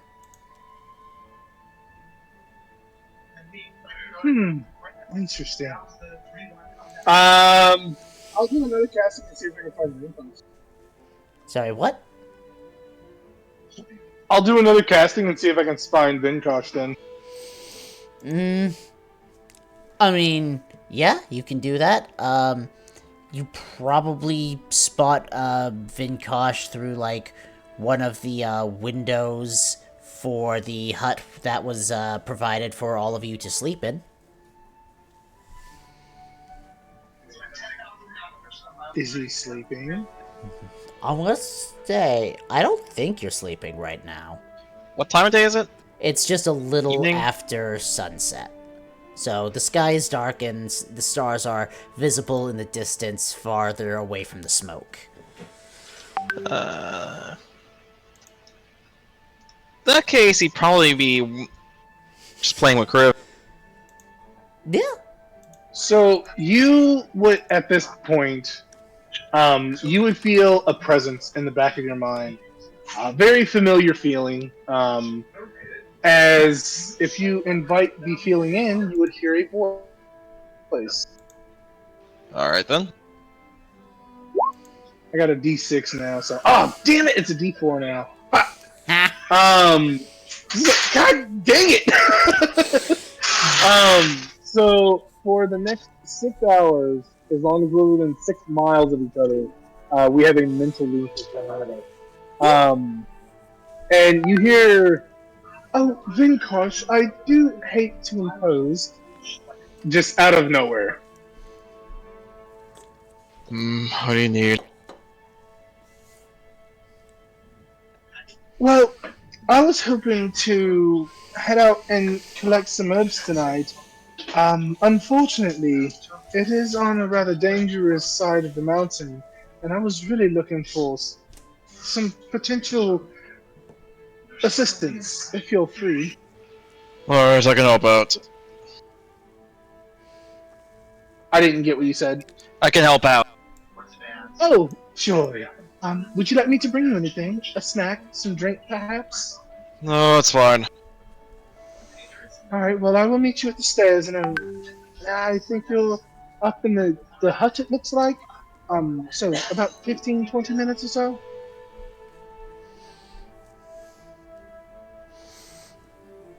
Yeah, he's just gonna get ready.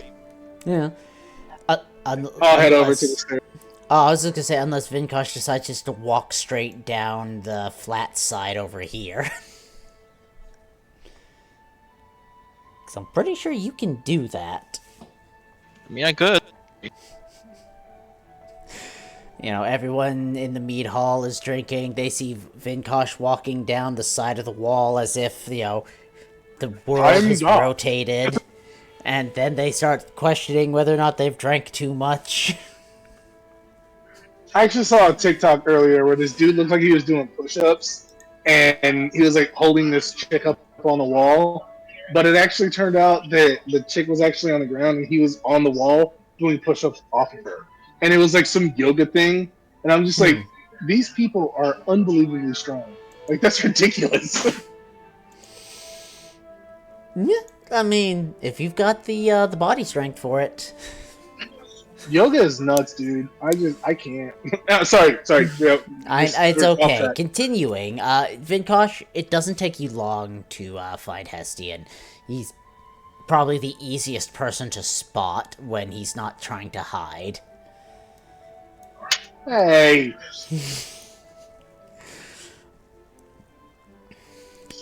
Well, all right. If you follow me, I kind of head down. And I'm going to go to the sunny side of the mountain again and see if I can't spot any more of these herbs, or these, not herbs, moss. Well, I mean, at this hour, like, there is no sunny side, but still. Well, yeah, no, over here where I spotted it before during the day. Let's see here. give me, I'm going to say, another survival check on this. Might I have the advantage because I have a person helping me? Or are you going to help me? Are you gonna tell him what Yeah, I you're can help. looking Tell me what for? it is. Yeah, I divulge what I'm looking for as we're heading over there. I can say, I mean, Vinkosh, you've probably seen this moss before, but you know it's rare to see it like above ground. Usually, you find it in much deeper caves. But that said, with the two of you looking around, yeah, absolutely, make me the survival at advantage. Surviving!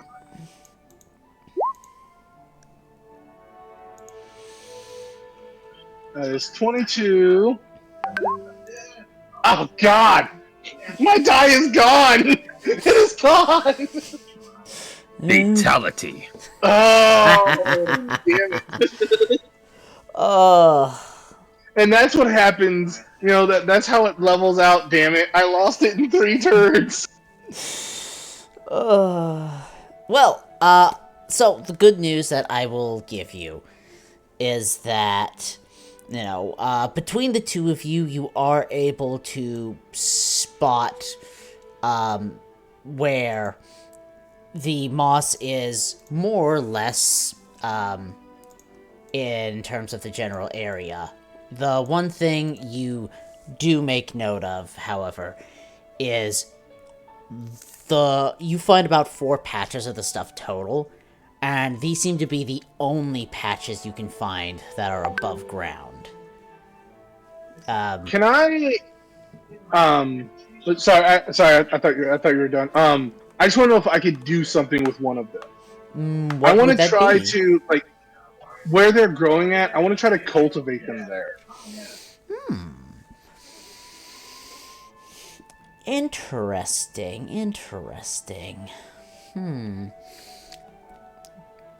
Like, so, effectively, could I, like, you know, do I know anything else about these now that I found a couple of them?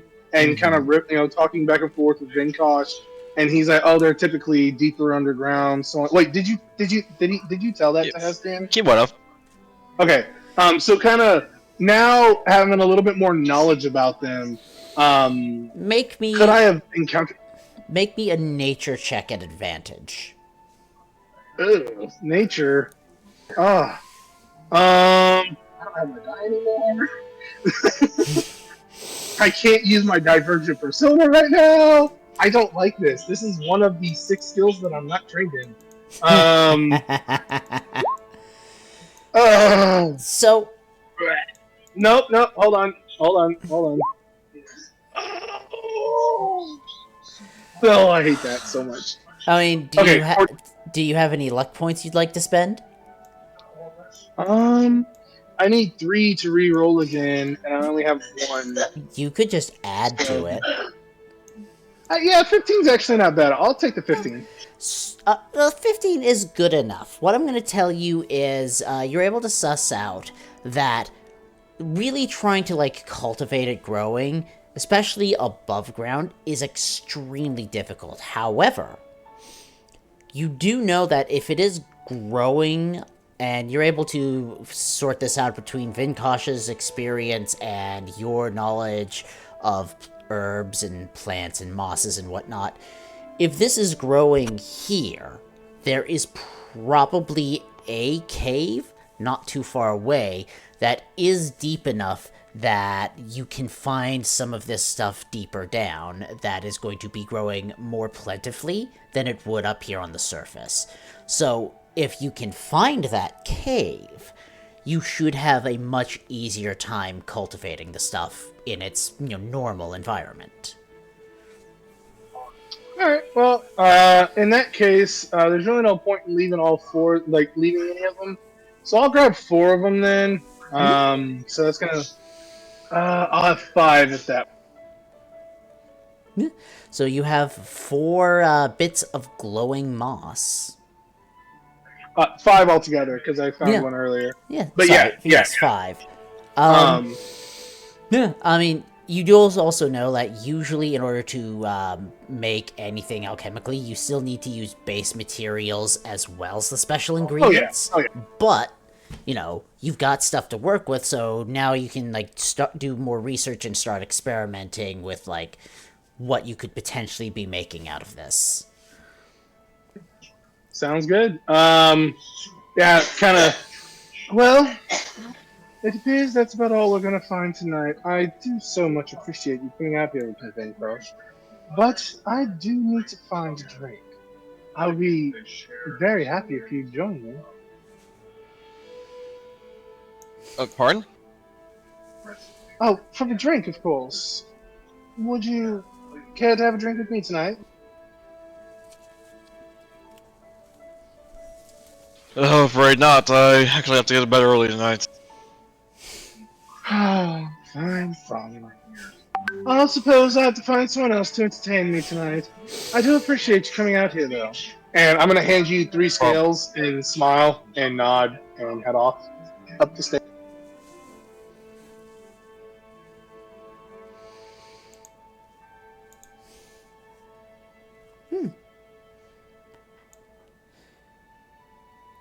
Ah, Hestian heads off, and Vinkosh, you're handed 3 scales as a thank you.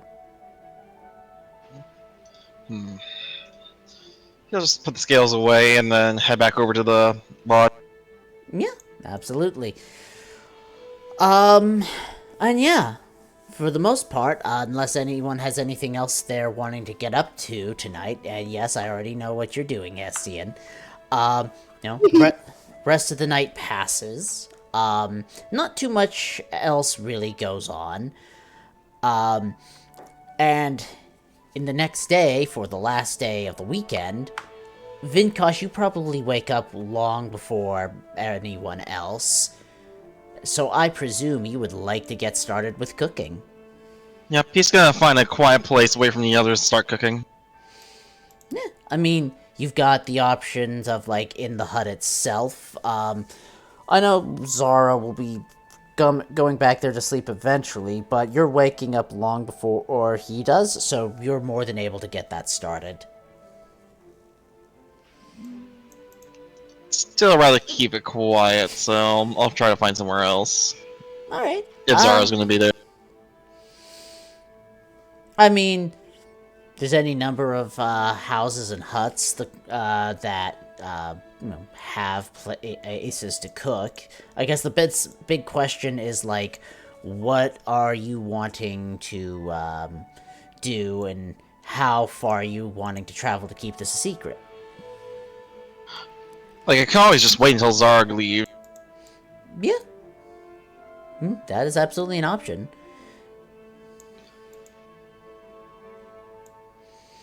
Probably wake up, and if there's any possibility of doing more training, he'd do that.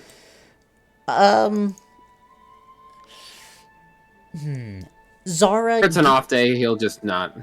No, I get it. I'm gonna say, Zara, give me a flat D100.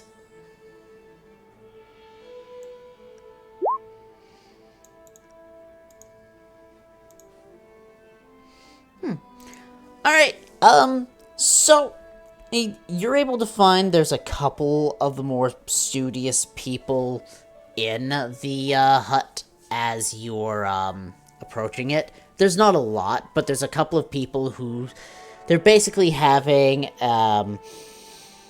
one of those neurodivergent obsession moments where they're like, "No, I have to finish this." I know that, Phil, because I'm really close to finishing.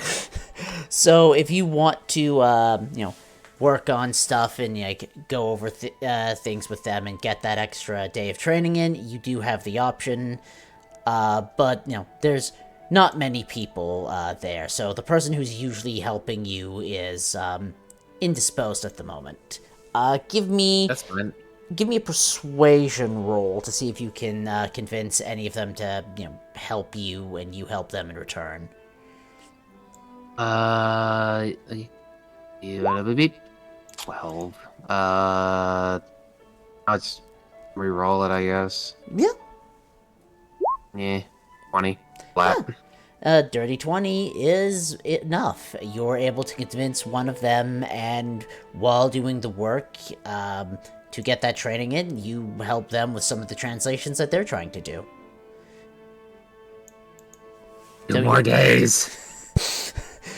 I will master the pen. I'll get this done so I can do other things. Alright.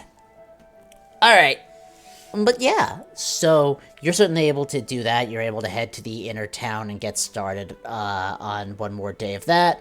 Vinkosh, you see Zara leave the hut in the early hours of the day.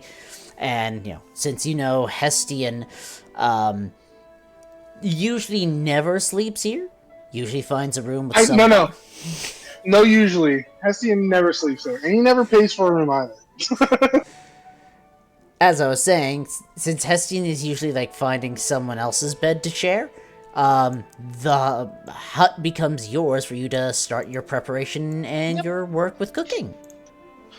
I think Vinkosh will get started on that.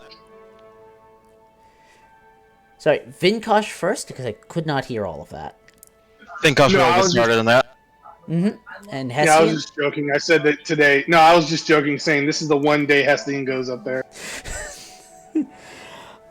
I mean, if you wake up early enough, you're probably going to be distracted as soon as you wake up. Yeah, he would never go up. I don't think Hestian's ever even actually seen the hut. Well, there's a first time for everything. Let's see here. You have chef's utensils, right? That I do. Alright, let me think here. What would be good to roll on this? Obviously, you could just use the chef's utensils. I'm just trying to think of what skills could be rolled with the utensil.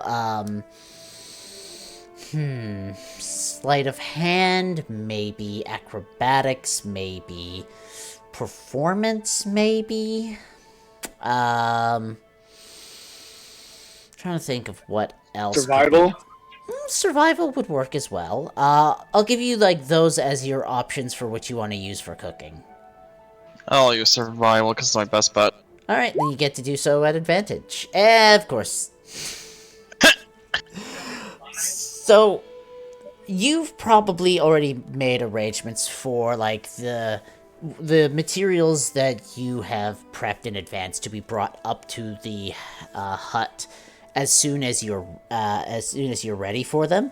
So you've timed this out so everything can be prepped in stages, and you've basically planned this out to such a degree for cooking that as, say, the slabs of meat start coming in, you're ready to start chopping those up. As, people come in with, vegetables or whatever that you need, those are able to be prepped. And you basically have this in such exact timing that the moment you are ready for an ingredient, that is about when it's arriving. Aside from the ones you already have in the hut that you just kept out of sight. And you are making tremendous progress with cooking this. You have every confidence that anyone who, enjoys this particular meal is probably going to have a great time. Yep, and just in case, I'll have Gunthar guarding the outside of the hut, preventing... just being a wall, preventing anyone from getting in. Yeah, I will say... just so we have an idea of what she's actually doing on her day off. I will say, I want Zara and Hestian to make me perception checks.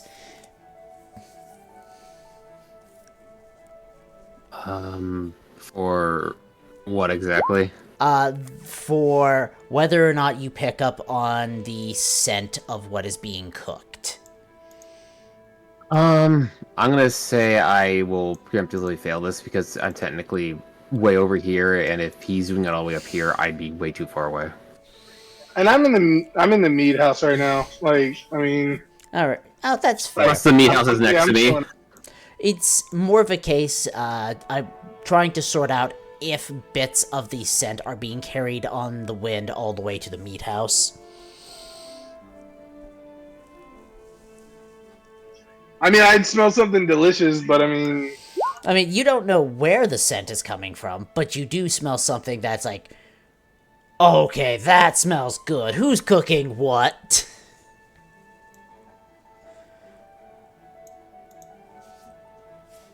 I'm gonna go Cher, find what you. are you cooking? The chair does not respond, for it is a chair. I said Cher. Oh. I mean, As in a name. got it. Yeah, no, Hestian, as you're picking up on, the scent of everything, you do get to spot, Melvana in the mead house. Oh snap! I've been waiting for this. I've been so patient. Oh my god. When you spot her, she has a few of the locals surrounding a table, and you see multiple bottles of the fire mead, in the center, and cups, in front of each person, and it looks like they're getting ready to basically go shot for shot with a firstborn, because they think this is gonna be hilarious. I'm gonna head over and find a position where I can position myself, because you guys know how I love to lean on stuff. I'm going to lean up against the wall where she can see me, but I'm not gonna say anything. I'm just gonna smile and nod and just kind of cross my arms and lean up against the wall. When she sees you, and as the first round is being poured, make me an insight check. Insight.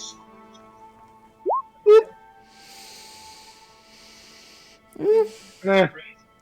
I mean, So, since I rolled a 7, I can roll another dice with my what you call it, and so it's 22 instead. I have advantage. so you're what now? No, I'm just using my magical guidance. I can re-roll because technically I rolled a 7. I can re-roll if you want, but since I accidentally rolled with advantage, it's just another die roll. We could take that as the magical guidance or not. It's up to you. I'm fine with taking that as the magical guidance for now. I'm lazy. Me too. That's the reason why I didn't want to roll again, and I also rolled well, so works out for me both ways. I will say, for purposes and everything, Oh, hold on. It's a new day. Booyah. she's smiling as they're pouring, the drinks. You pick up the subtle feeling that she's confident about her victory in a way that makes you go, huh, she playing them? I'm just gonna enjoy the show. Yeah. Shot after shot of the fire mead goes. After 3 shots, one local falls down. A couple more, another few locals can't handle anymore. And this goes on for like 20 solid minutes of everybody taking one shot at the same time. And eventually it gets between Melvana and like one other person, which you think that's one of the various assistants to Elder Torkal, who looks like they're about to like topple over. And the last round is poured, and Melvana just throws it back, crosses her arms, and just watches him as he tries to get it down, and gives out a burp that has a small ball of fire when he does. And then he just sort of falls out down to the side, passed out. I kind of, as I watch him fall, I kind of push myself up the wall and do a slow clap. So you were holding back whenever we met before. I do like your candor.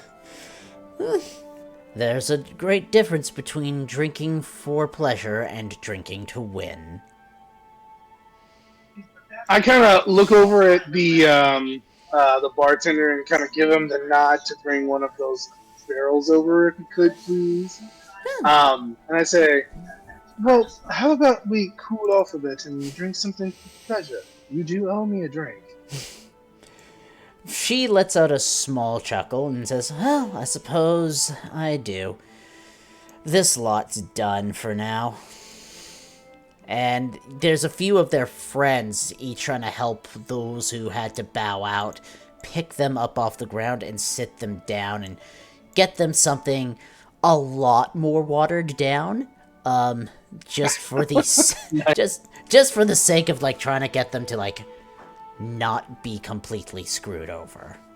And you're able to, sit down with Melvana, you have a chat over, what happened in the various villages and whatnot since you last saw her. So, the one thing that just escapes me is, what do you do it all for? Sorry, could you repeat that? I find you here. Oh, no, sorry. Am I not coming through clear? Probably because I'm on pushing.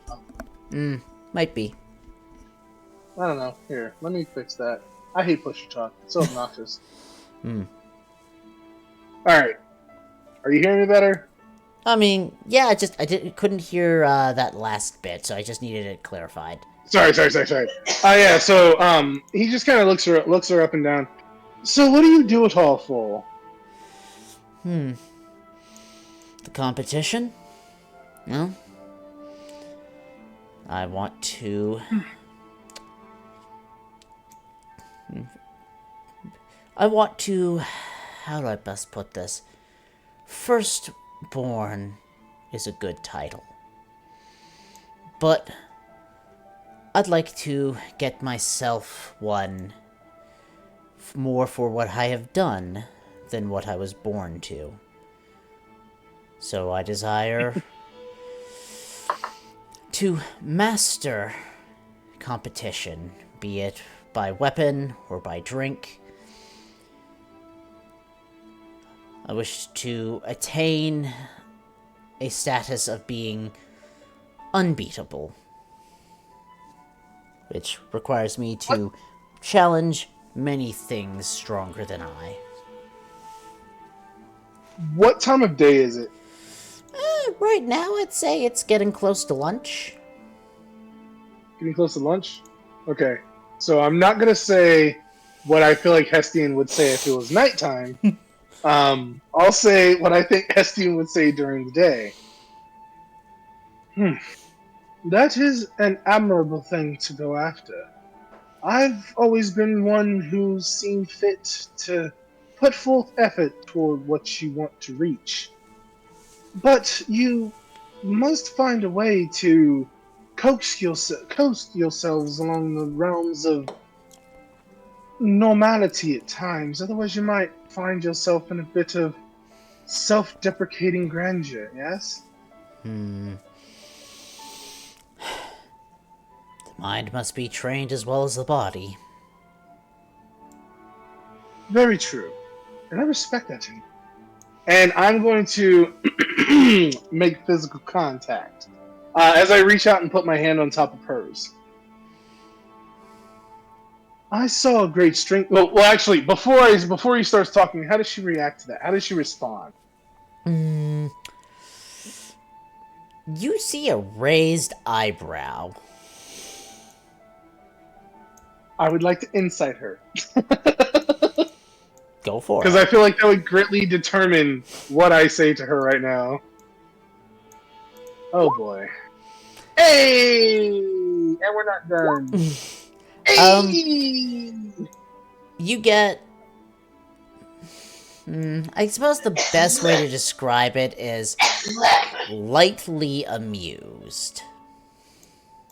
Exactly what I was going for. Um, at times, we do need to accept what we may not be able to do and move forward with that. And I, then kind of lean back in my chair. I have a challenge for you if you're into taking up challenges. This will depend on the challenge. 2 minutes, kids. 2 minutes, kids. I kind of lean back and I smirk. Oh, actually, you've probably already had too much to drink, and I don't want to impose anyway. It's fine. I'll find someone else who might be more suited. But I will say, it was lovely talking to you. I hope to see you later on tonight. I'm performing tonight, you know. I can't say I'm surprised. Alright, but it sounds like you don't think you can handle me in a fight. Me handle you in a fight? I would never presume. That would be a very quick bout. Either way it went. As I give a very sly grin and kind of trail on. Actually, there was something that I was looking for that I was unable to find, and I was wondering if you'd be perhaps interested in a race more so than a bout. What kind of race do you have in mind? I've come to the conclusion that there's somewhere here in this mountain where one might find a particular type of moss, and I wager I could find it before you. Granted, I do have a bit of an advantage because I've been here for a few days now. I think if you want to be the best at everything, a wager such as this might be a way to hone your navigational and spotting skills. I can see some use in such skills. The question is, if you're wanting to wager, what is the wager? Ah, now that is what becomes very... Because I also heard that there was a Titan beast that might be heading in this direction in some time. I wager you the right to face it. If I win, you stay away and you don't get the grandeur from taking down a Titanic beast, and I get the grandeur of taking down yet another. If you win, I'll do everything in my power to make sure that my party stays as far away from it as possible to give you the opportunity. Quite the challenge. Though I don't know if that's the wisest bet to place. Generally for a Titan, you want as many people as possible fighting it. But all the same. You do have pull in this city. Well, in this village. All the same, though, if that's the wager you'd like to make, the question I suppose then becomes, what if it's a tie? Well, if it's a tie, the two of us might find a place to speak more private and make further arrangements for how to deal with the tie. I give a very suggestive grin.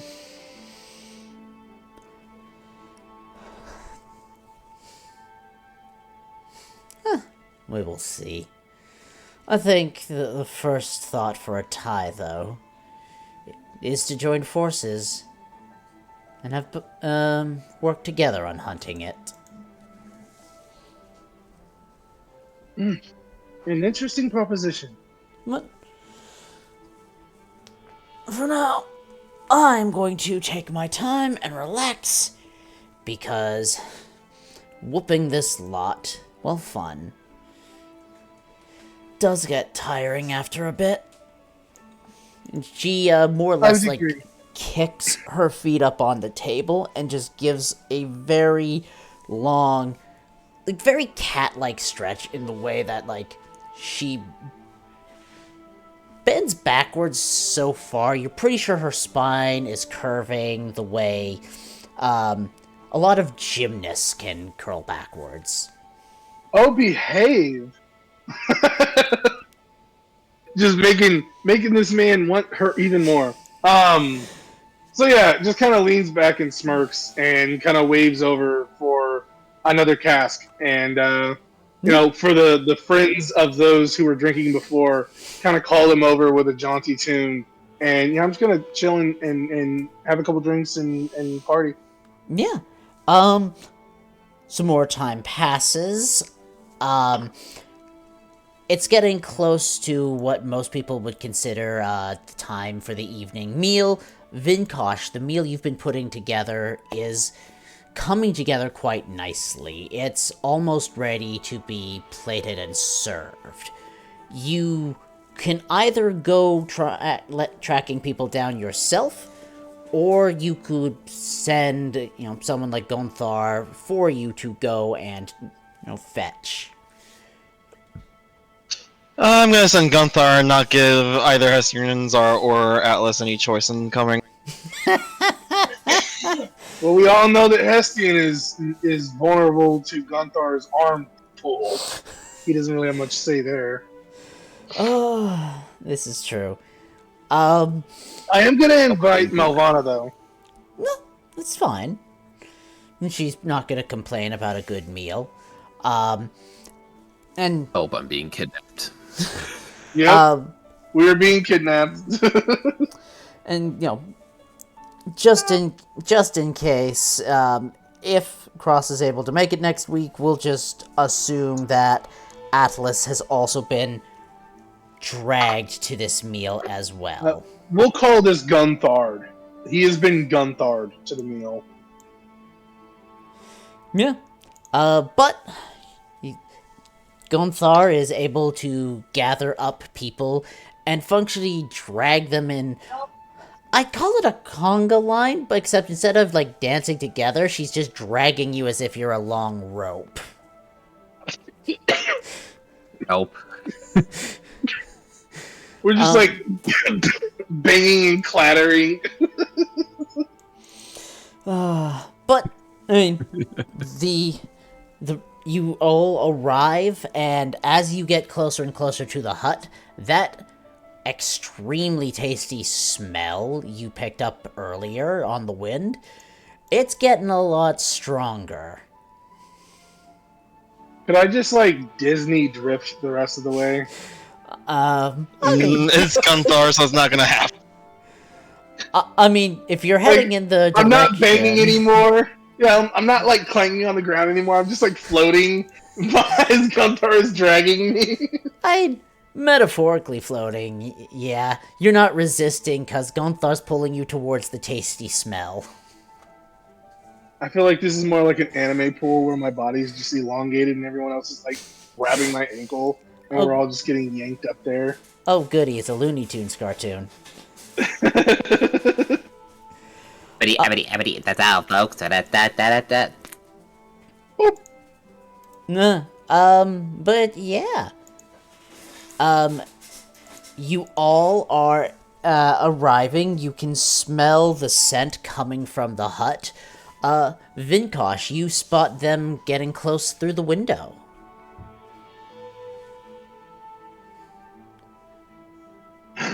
Shit! Okay. I got Vinkosh and Melvana in the same place. That's a bad idea.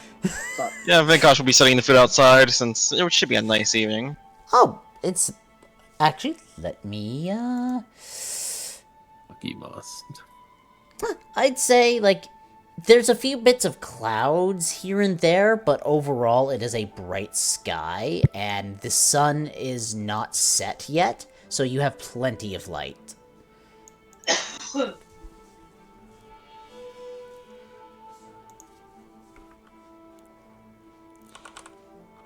Perfect.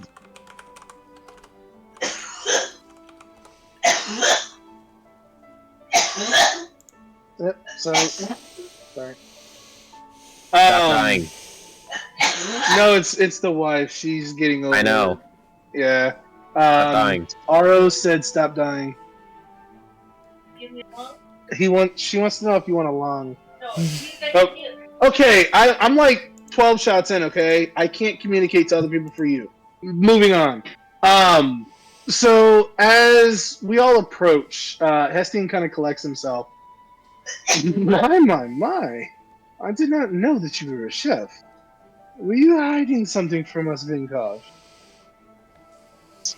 I'm well practiced in cooking. It's part of my many hobbies back at the monastery. I would argue that would make you one who is quite well versed with his hands, and I remember somebody who wouldn't give me a massage. Oh yeah, I mean, I punched up a lot. So I hope I will be. Well, this smells simply divine. Where did you source the materials for this at? Most of his local ingredients, outside the town. You went hunting So without us? some of the seafood I had to get from the market. I felt hurt that you would go hunting without us. We've been doing so well getting everything put together so far, and you didn't trust us enough to take us with you? I mean, it's not exactly a surprise if I take you. So this was meant to be a surprise. I look over at Zara, and he's being so quiet. How rude. Zara had no idea either.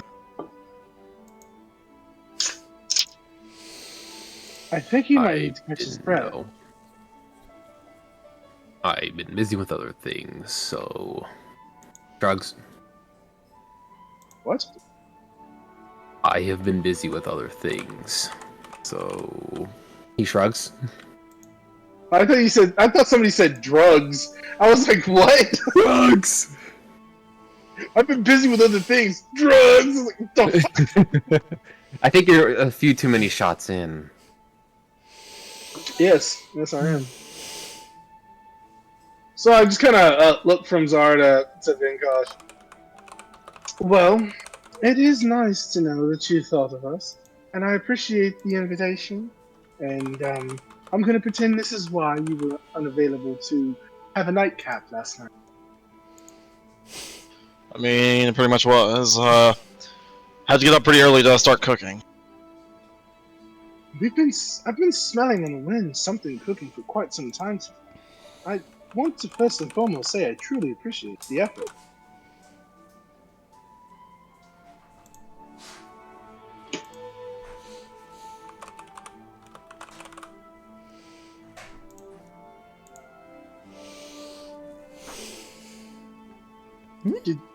Did you hear me? Yep. Yeah. Okay. I was like, I kind of paused. I was like, wait, did my mic die out again? No, you're good this time. I'm gonna head over to the table and like just look at what all is there. What all is there? I'll leave that up to Vinkosh's imagination this time. Basically what I posted in chat. Massive Monster Hunter style meat. Yeah, I'm gonna go after some like that one of those kebabs and some of that meat and have some nosh and just kind of idly chat with Melvana. I rip a leg off the turkey and I take a kebab. I did bring a barrel of that meat as well. The one that we had at the table already. I'm gonna bring that with us. Yeah. No, you're absolutely able to do that, and like you bring extra drink up, which is happily shared amongst everyone here. Yeah. And you can all take a wonderful meal together, having conversation, getting up to whatever it is that you want to talk about while you're here.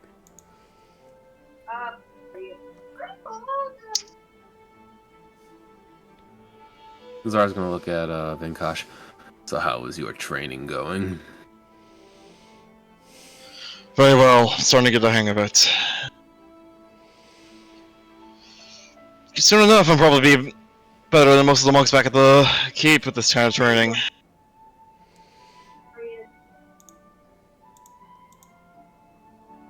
That's good. And what about you? What exactly have you been working on? Calligraphy, learning about the word of the I blanked hard. The tongue of the origins. Learning how to write it. I'm wondering if I can maybe utilize it like the cults are utilizing it, but for different means. possibly even means that it could assist us. Oh, that's so. You wouldn't have to be willing to teach me how to speak the language if you know how to speak it. Side eyes key. I mean, first you gotta finish learning. Telepathically to key. Yeah, I know. I had to finish learning first. Still getting the hang of it. Of course. Teach you how to use these weapons once I'm done with it too. I'm gonna be moving on to the armor next. I think that's what Gunthar's been working on.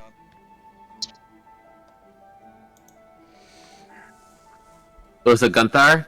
Yeah. Or Friends. I think as Gonthar would just say, "Oh yeah, that's absolutely a thing I've been doing."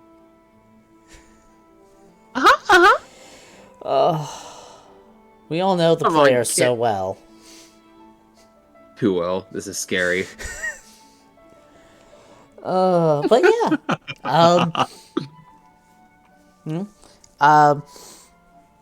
While there, Atlas is gonna share, what he learned about the one person who he thinks is, like, not too far away.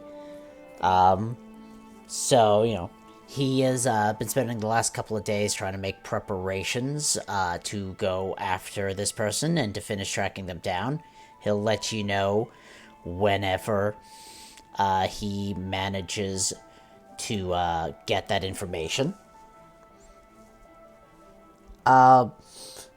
And as far as Milvan is concerned, while she's eating, she's going to be asking Hestian what he's heard about this supposed Titan that's not too far away. Kind of looking at her and then looking at the other two. Well, I suppose you put me on the spot for that one. I actually hadn't spoken to these two, well, the rest of them, about that, but I've heard that there's a particular Titan that might be around that might be a bit more ferocious than the first one that we've seen. And, it does appear to be rather far out, but that was nearly a week ago. Murmurs around town is that it's not really shifted much from what I've seen, but it could head in this direction or towards... Fuck, I forgot the name of the other town. Oh, Yo Okaz. Noble Cause. Yeah. So, I mean, it is something to be concerned with. What kind of Titan is it? Well, the type of Titan is rather irrelevant in the situation. I didn't get too much about that, but I do understand it is a bit more versed toward wetlands, I do believe, if I remember correctly.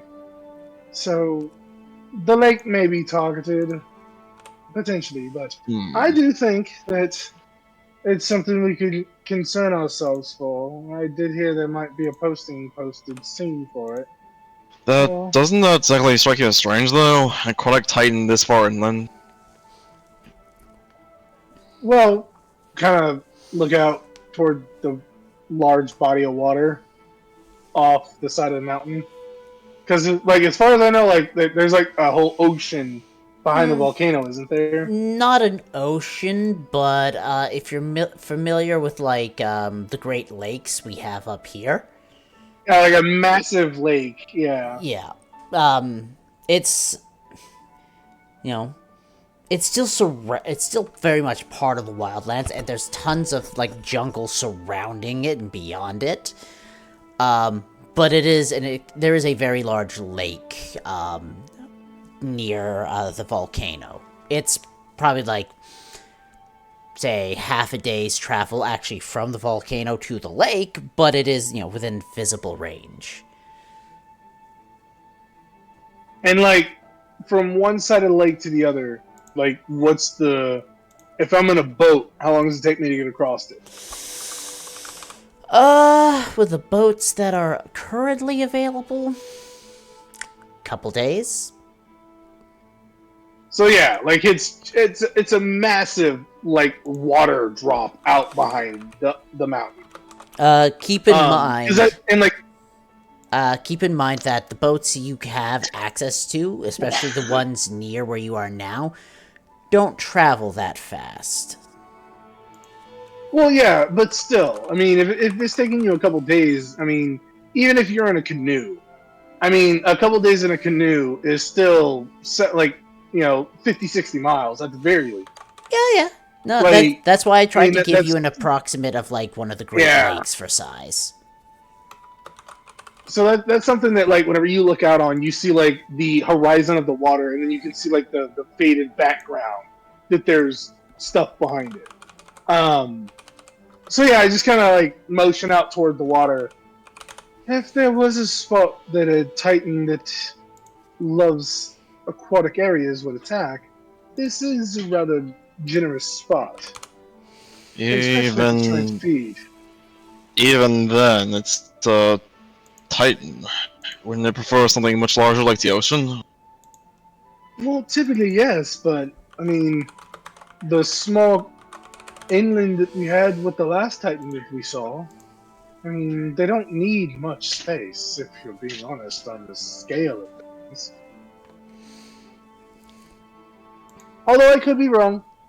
It could be. I mean, the time we fought was I'm going- young and still massive. As I said, I mean, I could be wrong. It could be a favor of a different climate. I only was passively listening on some idle gossip. Truly, this entire conversation was sparked from a challenge that I posed to our dear firstborn. As I kind of nod and basically, like, put the conversation off on her at this point. Oh, that's a Titan, after all. Short of a dove or the creatures that have been attacking the villages, few things provide as great a challenge. That said, I'm not exactly denying that. Gambler's bet. that said, We've posed. oh, don't mind me. I was simply going to mention that we'll probably want to learn more about it. I don't think it's of risk of attacking the town, most Titans don't. But it is still a possibility. Well, the one that we slayed was actually heading towards Yellow Vokaz. Yes, which is strange behavior for them. Normally they avoid such things. Then again, the cult had one of its symbols in its upper jaw. So we might be dealing with another one. Right. Sounds like even greater reason to investigate then. I can keep my ears open while out hunting. I'll let you know if I hear anything.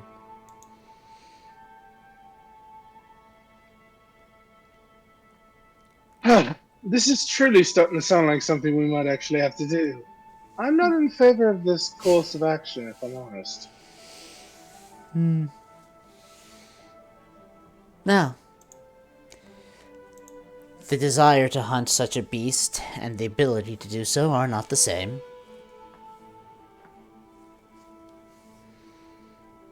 Just kind of crick my head and raise an eyebrow. I know what you are doing. This is adorable, and I love you. I just kind of shake Is my that head and right? take a drink.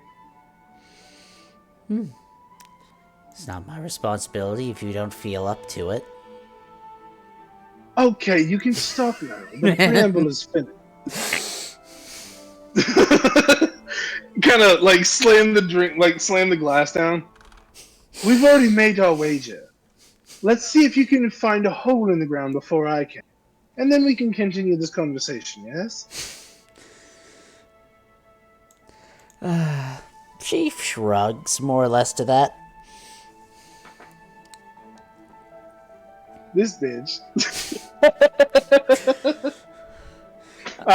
Yeah, Hestian is clearly, for the first time, kind of interacting with Hestian, aside from when he died.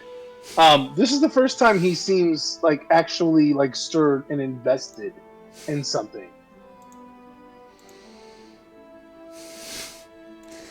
He's only being asked whether or not he can perform, that's all. Okay. He knows what he's doing. But yeah. But, Melvana is here while you're all eating, so if any of you would like to ask her anything, you're free to do so, you've got the time.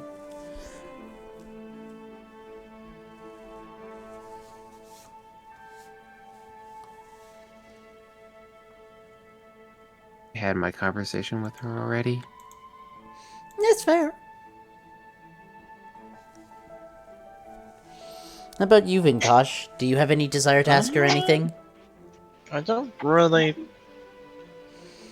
Not at the moment. Fair enough.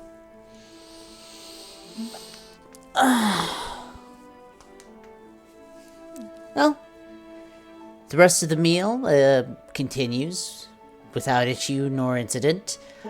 I do think, especially because there's only the three of you here this time, that's probably a good place to call it this week, since we'll want to make sure that, Gunthar has the chance to be part of the conversation and hanging out, if possible, and we'll see if Atlas is able to join us when we pick up again in 2 weeks. Unless anyone has anything they'd like to bring up.